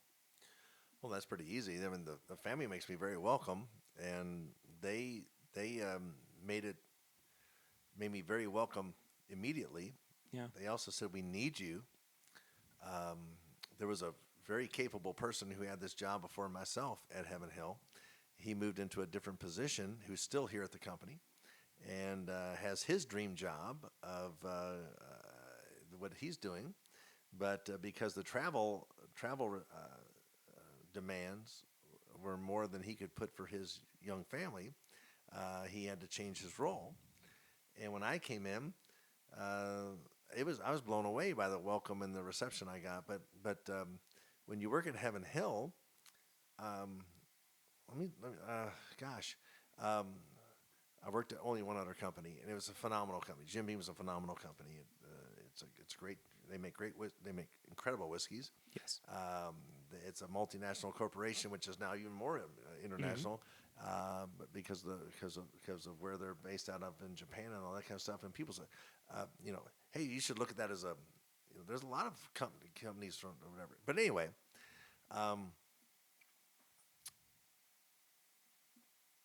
if the president of the company called you on the phone, your mother's dead, right? Something's wrong, right? Right. Max will pop into my office. How's it going? He's Right. the president and the owner of our company. Hey, what's happening out there? He wants to know what's happening in bars and restaurants and liquor stores around the country and the world. He knows I'm out there doing it. What's going on? Most people who come into a multinational company as a president or whatever, they're there for a handful of years. They're there and they're gone. Most brand managers that come in as brand managers of an iconic brand like Jim Beam or Evan Williams, they're there and they're gone. Right. They're there to get a bigger job and everything. The dynamic at Heaven Hill is, if you're the brand manager of a whiskey brand at Heaven Hill, your boss is an owner. That's Kate Latz.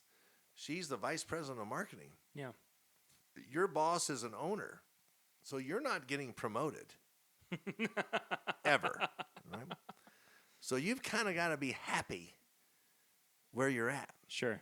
Which means you're going to stay at that job for a very long time, right? She's been there 20 years. Yeah. Right? So obviously the family has to make her happy monetarily by the excitement of what it becomes, because that brand manager is probably going to make a little bit more decisions than a brand manager at Jim Beam or someplace else that is multinational corporation. They're only handling one brand. She's handling all her whiskeys. So you got to make them happy, excited, involved in that thing. And, hell, I helped launch our we didn't talk about it tonight or something, but a Sacred Bond. Mm-hmm. I happened to notice that a bottle and bond brandy was out there called Laird's Apple Brandy. And I was like, how come we make a brandy called Christian Brothers? How come we don't have a bottle and brandy? A year later, it's out. I graduated from University of Kentucky with a 2.6 cumulative in marketing, and I launched a national brandy brand. That would have never happened at any other company except a family-owned company, because the family goes, hey, how come? Yeah, how come? right? I mean, good Lord, it's amazing. So working for a family-owned company the dynamic. It doesn't work for everybody because I got to be happy. I'm not going anywhere. I got to be happy at this job. Sure. I'm not going to get promoted in any other job. This is it. But that's fine with me because I love what I do. I love the family I work for. I got Andy, Max's son, emailed me the other day. Haven't seen you all year. That's ridiculous, he says in the email. We need to fix this. Let's get when Jack, who's on my team, who had just hired somebody out in California, Jack Choate. If he's out in California, Jack's an amazing guy. He's learning a lot too, hopefully for me and everybody else in our company and our owners.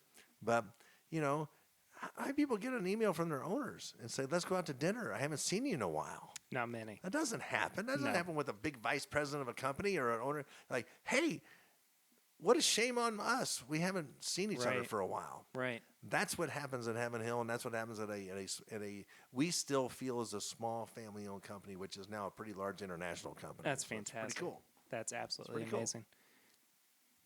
Well, Bernie, I think that about does it for the conversation portion, at least, of the show.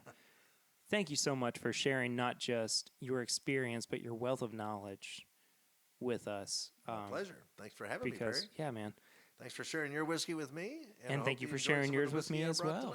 Man, it's been incredible. We do have a little bit to finish up with, though.